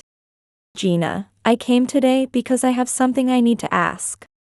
There's something strange about Kevin. A tired-looking Mandy. Strange in what way? I really didn't want to talk, but I responded calmly. He's been trying to reapply to several companies but keeps making mistakes. And got fired during the probation period. Now, he's unemployed. Can you believe it? Recently, Kevin had even stopped looking for jobs. He just lounges around at home all day and does nothing. It's unbelievable. She was managing to raise the child somehow, but Kevin didn't help with childcare. And the mother-in-law who had been injured after falling down the stairs needed care. And had moved in with them. That crazy mother-in-law is living with us too, and I can't stand it. She says she was better off with the previous wife, even though she's depending on me for care. I can't believe it. Mandy seemed quite overwhelmed. The mother-in-law was still complaining about Mandy and even about working. Kevin used to hold a position and was capable at his previous company. He's unreliable and so different from before we married. Do you know anything about that? Oh, well, Kevin was never really good at his job. I calmly explained to her. What do you mean? He wasn't good at his job. Surprised, she exclaimed with her eyes wide open. Kevin's advancement was only Because my uncle was the executive vice president of the company. Not because of his own abilities. I calmly continued. Then, I revealed that I had been supporting his work even after retiring. I helped with data management and report creation at home because he struggled with these tasks. I even created the presentation materials and the proposal that catalyzed his promotion. His career at the company was possible only with my support behind the scenes. He opposed me working outside because I was helping him so much. However, over time, he took my assistance for granted and started to believe he was more competent than he actually was. He forgot that he could barely manage his work alone. It seems I spoiled him too much. When I explained the true extent of his incompetence to Mandy, she said, "If I had known he was such a pathetic man, I would have never married him. I'm overwhelmed just looking after myself and the child. I can't afford to care for his mother and him. I don't need such a useless man." Mandy completely lost her interest in Kevin. After ranting about her inability to support him, Mandy, burdened by their child, demanded a reduction in child support. I am a victim who was deceived by that man. Despite having pursued my husband herself, this was her excuse. Truly, she was reaping what she sowed. Mandy's audacity was typical, displaying her usual manipulativeness. But it no longer garnered any sympathy. You better be prepared to pay the full amount for child support. Oh, no. Please, Gina, forgive me. She persisted, but I firmly rejected her demands and sent her away. 8 years later, I turned 48, and my son, now 22, moved out upon getting a job. Kevin was quickly abandoned by Mandy after all. He tried to dodge paying child support but was caught by my uncle and ended up working on a distant fishing boat. My mother-in-law, lonely after her son was sent to the fishing boat, spent her old age alone. My son graduated from university, and Kevin managed to finish paying child support, though his health deteriorated. Meanwhile, Mandy returned to her parents' home after divorcing my husband. It seems her parents had to cover her payments, and now she's working hard to repay them. I hear this from my uncle, but considering all that has happened, I feel no pity. I only hope that my son becomes a self-reliant man, unlike his father. Fortunately, my son says he doesn't want to be like his father and is growing up to be dependable, taking care of his own matters. I also succeeded in starting my own small business. It's a company that supports mothers who struggle to work because they have young children. The company atmosphere is friendly and always full of laughter. I plan to continue walking my own path.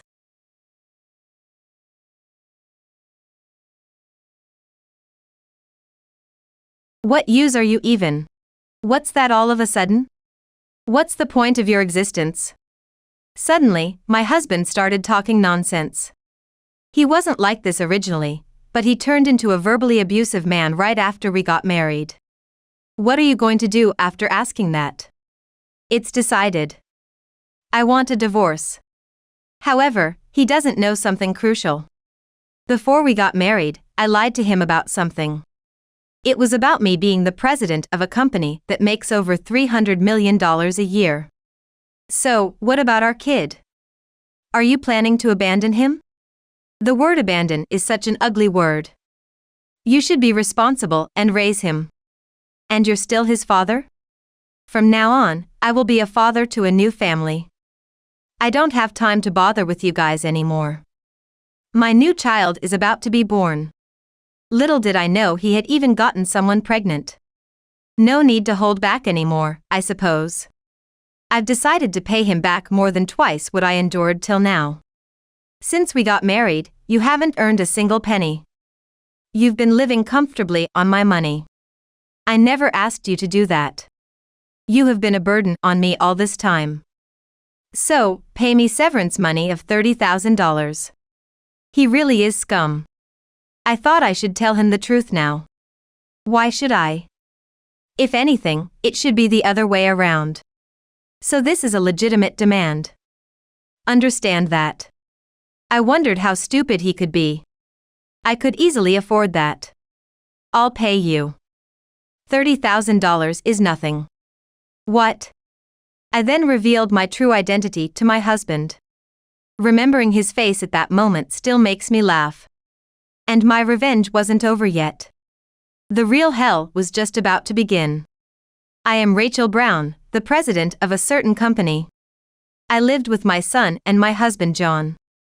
I owe my current position to my family. Rachel, can you help me with the company? Me? I can't do anything. That's not true. I want you to help because you're my sister. I have a younger brother.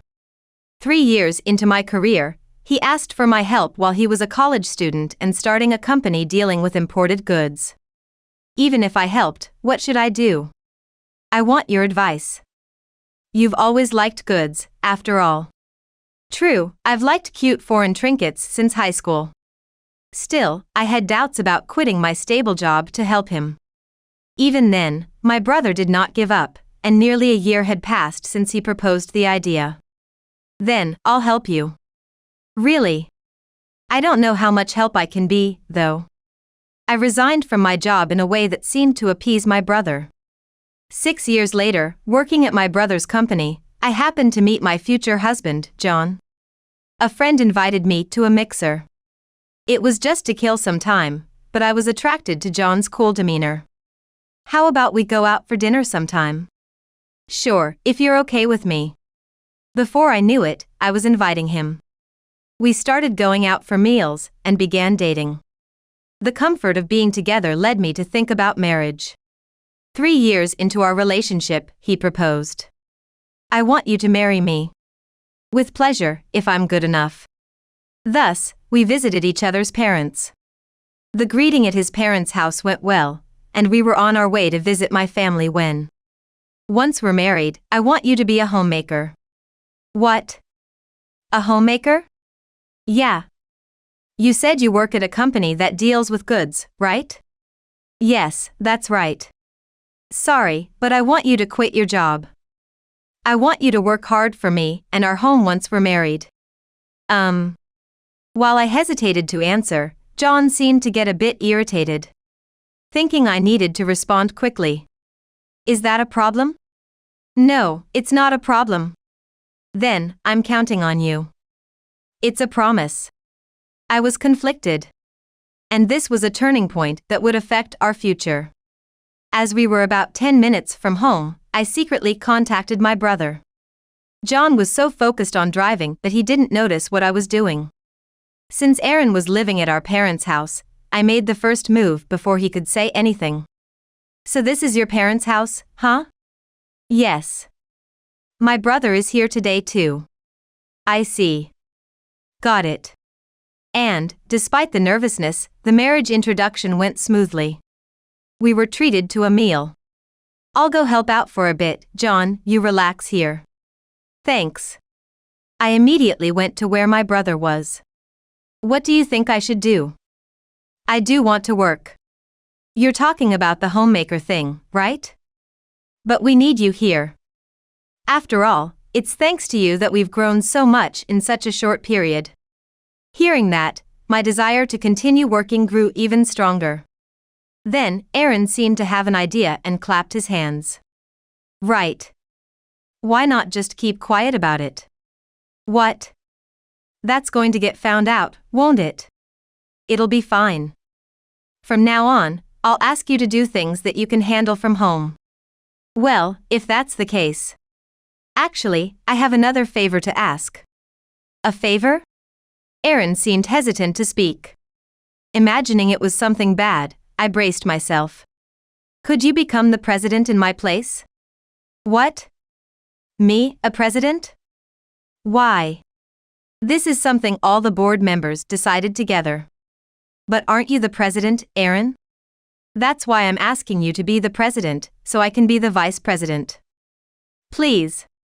My brother begged me. But I've only ever decided whether to purchase the proposed products. That's what's amazing. Most of the products you chose sold out immediately. That might be true, but besides, you'd be the president of a company that makes $300 million a year. I decided to accept his proposal. Choosing to become the president was more about not letting down the employees who chose me than the money. Thus, I decided to marry John while keeping a significant secret. And it was absolutely something that must not be revealed. We submitted our marriage registration a week after the greeting. Now that we're officially married, you'll follow my directions. Directions? Yes. I'm the head of this household. That's obvious. It was our first day in our new home. John began to adopt a high-handed attitude towards me. There had been a bit of a superior attitude before we married, so I suspected as much, but it proved to be true. I started to think about what would become of this. Hey, how about we go on a trip? A trip? We haven't had our honeymoon yet, and I thought this would be a good time. It was half a year after our marriage. Until then, I had been desperately fulfilling the role of a homemaker as John had demanded. Such a proposal could not make me unhappy. Then, where shall we go? How about Miami? You said before that you wanted to go there, right? Yes. I've always wanted to go. I was happy that he remembered that. 2 weeks later, we went on the trip, but John seemed somewhat absent-minded. Is something wrong? No, it's nothing. We have a plane to catch, let's go. Okay.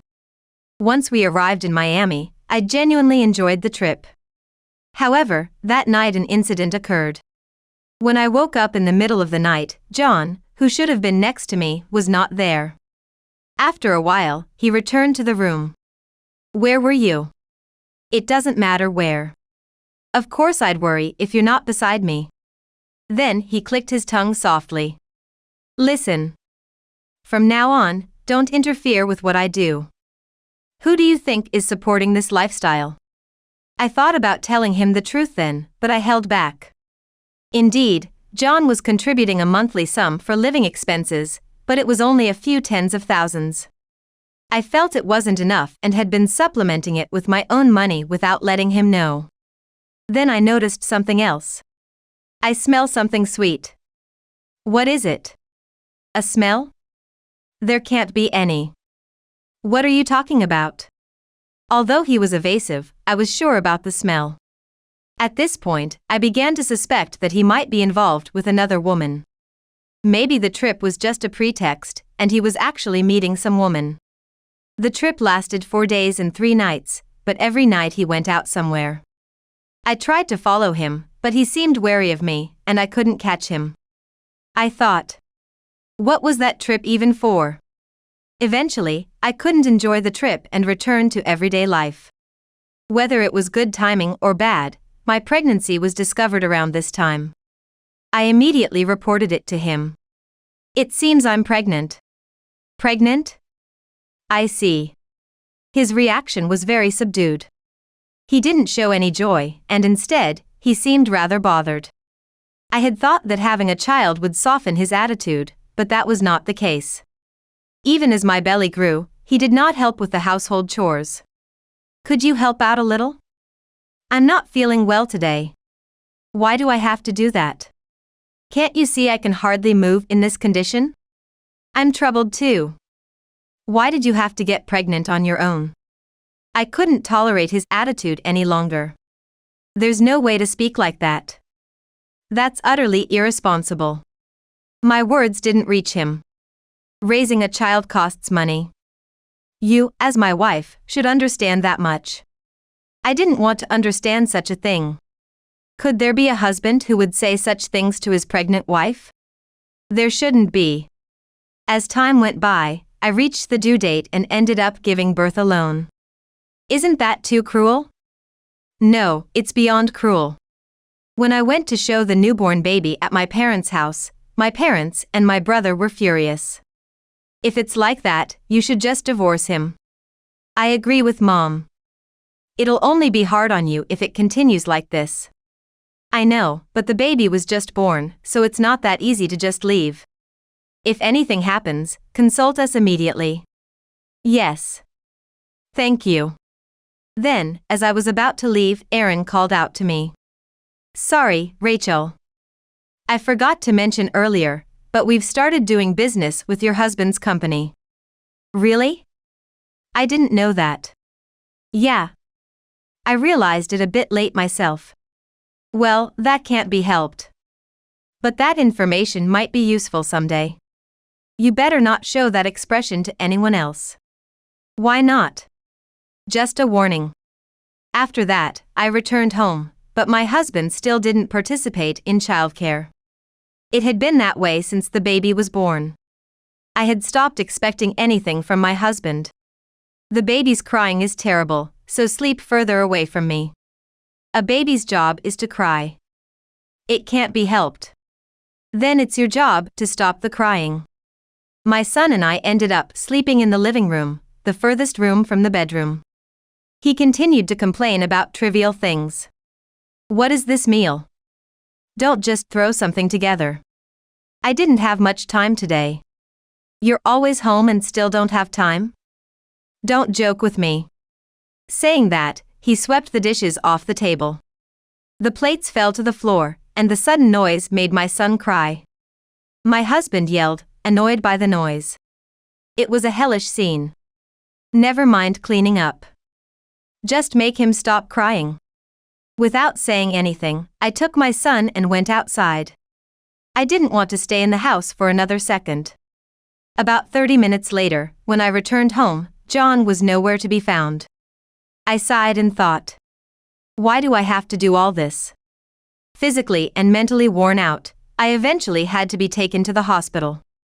That day, after sending off my husband, I was in a remote meeting at home. During the meeting, I suddenly felt ill and lost consciousness. When I came to, I was lying in a hospital bed. My son. Where is he? It's okay. He's sleeping right here. I was relieved. Aaron, did you save me? Of course. You suddenly collapsed on the screen. I ran to your house immediately. Thank you. Then his expression turned serious. Isn't it about time you reached your limit? You might be right. This time, the timing was good, but if no one had noticed, it could have been irreparable. He was right. Considering my son, I thought I needed to make a decision soon. I took a deep breath. You're right, Aaron. I've been avoiding it for various reasons, but for my child's sake, I need to have a talk with John. That's definitely the best. If anything happens, Mom and I are here too. Thus, I decided that once I was discharged, I would bring up divorce with my husband. The diagnosis was exhaustion, so I was hospitalized for about 3 days before being discharged. When my son and I returned home, John, filled with anger, was waiting for us. Really, can't you even manage your own health? There's something I need to talk about. Talk? Do it later. I'm going out now. Rachel Brown, wait a minute. He left without saying where he was going, and he didn't return that day. He hardly ever came home after that, and I lost the opportunity to bring up the topic. Even when he did come home, there was no conversation like a married couple, and it became normal for him to take his belongings and leave again. That day, too, he went to work in the morning, and no matter how long I waited, he didn't come back. As I stayed up all night waiting to tell him about the divorce, I received a call from John's phone number. Hello? What time will you be coming home? But it wasn't his voice I heard on the other end. Are you his wife by any chance? And who is it I'm speaking to? I'm Nicole. I'm dating John. I immediately understood that she was his affair partner. This was clear evidence, and I thought it would be good material for the divorce. I see. Huh? You're not surprised? That's unexpected. Well, I had a hunch. I responded calmly, suppressing my emotions. Then this will be quick. I'm seriously in love with John. So please divorce him quickly. Do you understand what you're saying? Of course. And he said he doesn't need someone useless like you. I see. I was about to hang up, but it seemed Nicole still had more to say. I decided to humor her. And guess where he is right now? I don't know. And I don't really want to know. Listen. He's in my room, sleeping like a child. Is that so? I don't really care about that now. That's why John dumped you.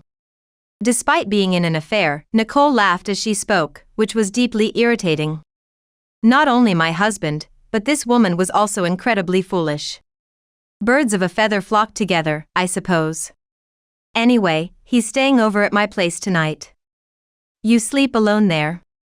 With that, the call ended. If that's what she intended, I was ready for it too. True to Nicole's words, he did not come home. It wasn't until the next afternoon that he finally returned. You seemed to have quite a bit of fun last night. Huh? What are you talking about? Didn't you hear? A woman named Nicole called me from your phone. She shouldn't meddle in. His face, which had been sour, suddenly seemed to resign. She said you two are in love? Well, yeah. You're not denying it? What's the point? Then he sat on the sofa and looked up at the ceiling. Hey, what use are you even? What's that all of a sudden? What's the point of your existence? Suddenly, he started saying things that made no sense. It had started again. Perhaps by belittling me, he was satisfying his own self-esteem. If that was the case, it was hopeless. What are you going to do after asking that? Just checking. Just making sure you're aware. What if I wasn't aware? Laughing, he responded. Then it's divorce. Divorce, huh? Your mistress also told me to leave you. Then that's fine. You're useless to me anyway. Actually, you were useless even before that. It's fine to get a divorce, but you might regret it. Me? Regret? No way. He didn't know something important. Before we got married, I had lied to him about something. It was that I am the president of a company with an annual turnover exceeding $300 million. However, there was something else on my mind, our child. So, what about our kid? Are you planning to abandon him? The word abandon is such an ugly word. You should be responsible and raise him. And you're still his father? Hey. You just said it was okay to divorce, right? Besides, I'm going to be a father to a new family. I don't have time to bother with you guys anymore. The new one is about to be born. I couldn't believe he had gotten her pregnant. Nicole herself hadn't mentioned it, so I couldn't have imagined such a thing happening. Given this situation, there was no need to hold back from him anymore. I was determined to return everything he had done to me, doubled. Besides, you haven't earned a single penny since we got married. You've been living comfortably on my money. I never asked you to do that. You've been a burden to me all this time. So, pay me severance money of $30,000. He really is scum. I decided to tell him the truth. Why should I? If anything, it should be the other way around. So this is a legitimate demand. Understand that. There's no way I could understand that. It's for all the losses you've caused me. Well, it's not just that, but I'm being nice by not asking you for more since you don't have money. I wondered how stupid he could be. I could easily afford that. I'll pay you. $30,000 is nothing. What? I decided to reveal my true identity to my husband. He was the one who didn't understand. Thinking about what was to come, I couldn't help but feel excited. What are you gaping at? What are you thinking? Who knows? What are you talking about? Don't play dumb. There's no way you can pay $30,000. Why would you think that? Because you quit your job to be a homemaker. It seemed his brain couldn't keep up. Actually, I never quit my job. You didn't quit? But you've been at home all this time. I can do it from home. If you can't believe it, I'll show you proof. I took a business card from my wallet and handed it to my husband. A business card? My name was written on it prominently as the CEO. No way. You're a CEO? I know it's hard for you to believe, seeing as you've underestimated me all this time. But this is the truth. I don't believe it. You're trying to trick me. I'm not in the mood for complications now. And another thing, my company's annual revenue is $300 million. $300 million. Yes. It's an amount you could never hope to earn, no matter how hard you try. John visibly despaired. However, my revenge was far from over. Sorry to see you despairing, but there's more. M.O. More? Your company started dealing with general merchandise recently, right? You've got to be kidding. When I heard it from my brother, I was shocked, but I thought it could be useful. The dealings were managed by him, but I am the head of the company. I think I'll have to cancel our dealings then. It seems impossible to continue with a company that employs someone like you. Wait, please. If you do that, I'll be fired. That's none of my concern. We're getting a divorce, after all. I apologize for everything until now. Right? From now on, I'll listen to whatever you say. What a man without pride. He looked down on people but could easily discard his pride for self-preservation. Thinking that I ever loved such a man made me feel pathetic. Unfortunately, that's not possible. Maybe you should start looking for another job now. Please. I'll break up with Nicole. But isn't a child on the way? Are you going to abandon that child too? I never wanted it. She was the one who insisted on having it. You know? You used to say the same thing to me. That is. The more he spoke, the more he tightened the noose around his neck. Anyway, my decision won't change. You can use this house as you like. Why don't you invite Nicole here? I left the house holding my son. I had no attachment to this house, and we could buy new things for ourselves. We decided to head to my parents' house first. What happened all of a sudden? I'll be staying here for a while. You've made up your mind. I had decided already, but it took quite a while because of various things. Take your time. After putting my son to sleep, I contacted my brother. About the dealings with John's company that you mentioned. So, does that mean you're getting a divorce? Well, it's only a matter of time, but there are some things I need to take care of first. I figured it would come to this, so I'm ready. As expected of my brother. Then, I decided to have him handle the termination of the contract. I won't stop now. I'll make both John and his affair partner, Nicole, see hell. Then, there were several missed calls from him. I decided to answer, just for kicks. What's up? Where are you? I don't plan on telling you. Please, can you come back home? There's no way I'm coming back. Don't you get it? Also, it's been officially decided not to continue the contract with your company. Is that true? Yes. And I've arranged for my brother to tell your company everything. He had nothing more to say. Whatever you try to do, this fate won't change. You better tell Nicole too. Bye. After hanging up, I laughed out loud. The scenery that had seemed so gloomy before suddenly felt brighter. There's still a final touch left, but for now, I decided to savor the current situation. 3 days after arriving at my parents' house. I've taken care of everything you asked for. You can relax now. Thank you. Now, I'll take care of the rest. Got it. Let me know if you need anything. I'm counting on you. That same day, I went to consult with a lawyer. Given his behavior, there was a good chance he would be difficult about the divorce.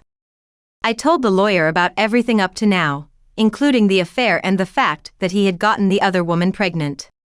With that much evidence, the lawyer immediately proceeded with the formalities. I thought, it looks like everything will be okay now. The next day, the president of John's company came to apologize personally.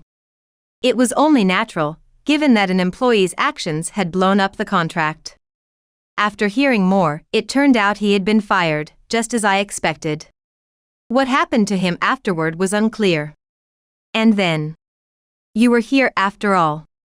I never thought you would come all the way here. John had come to my parents' house to see me. I thought this might be the place. Give me another chance, will you? He was still trying to cling to me. There's no chance left. You've had plenty of them until now. It's a plea for a lifetime. Engaging with the man in front of me was just a waste of time. All I wanted was to be free from him. That's impossible. And don't come here ever again. Besides, you have Nicole and your child to think about. I'll handle that. You better not say things you can't accomplish. It'll only cause more trouble. Then, with my brother's help, we drove him away from the house. Some months later, the divorce was finalized. Of course, I demanded property division and child support from John and Nicole. The reason for the claim was to make them suffer. From what I heard, John was eventually dumped by Nicole, who also demanded child support. All that was left for him was his debt. It was a fitting outcome for such a scoundrel. Now things have finally calmed down. Then, as president, keep up the good work. I know. I'll work hard to pay back for all the trouble caused. Now that I no longer need to hide my status as a president, we moved into a high-rise apartment. From now on, I want us all to live a happy life together.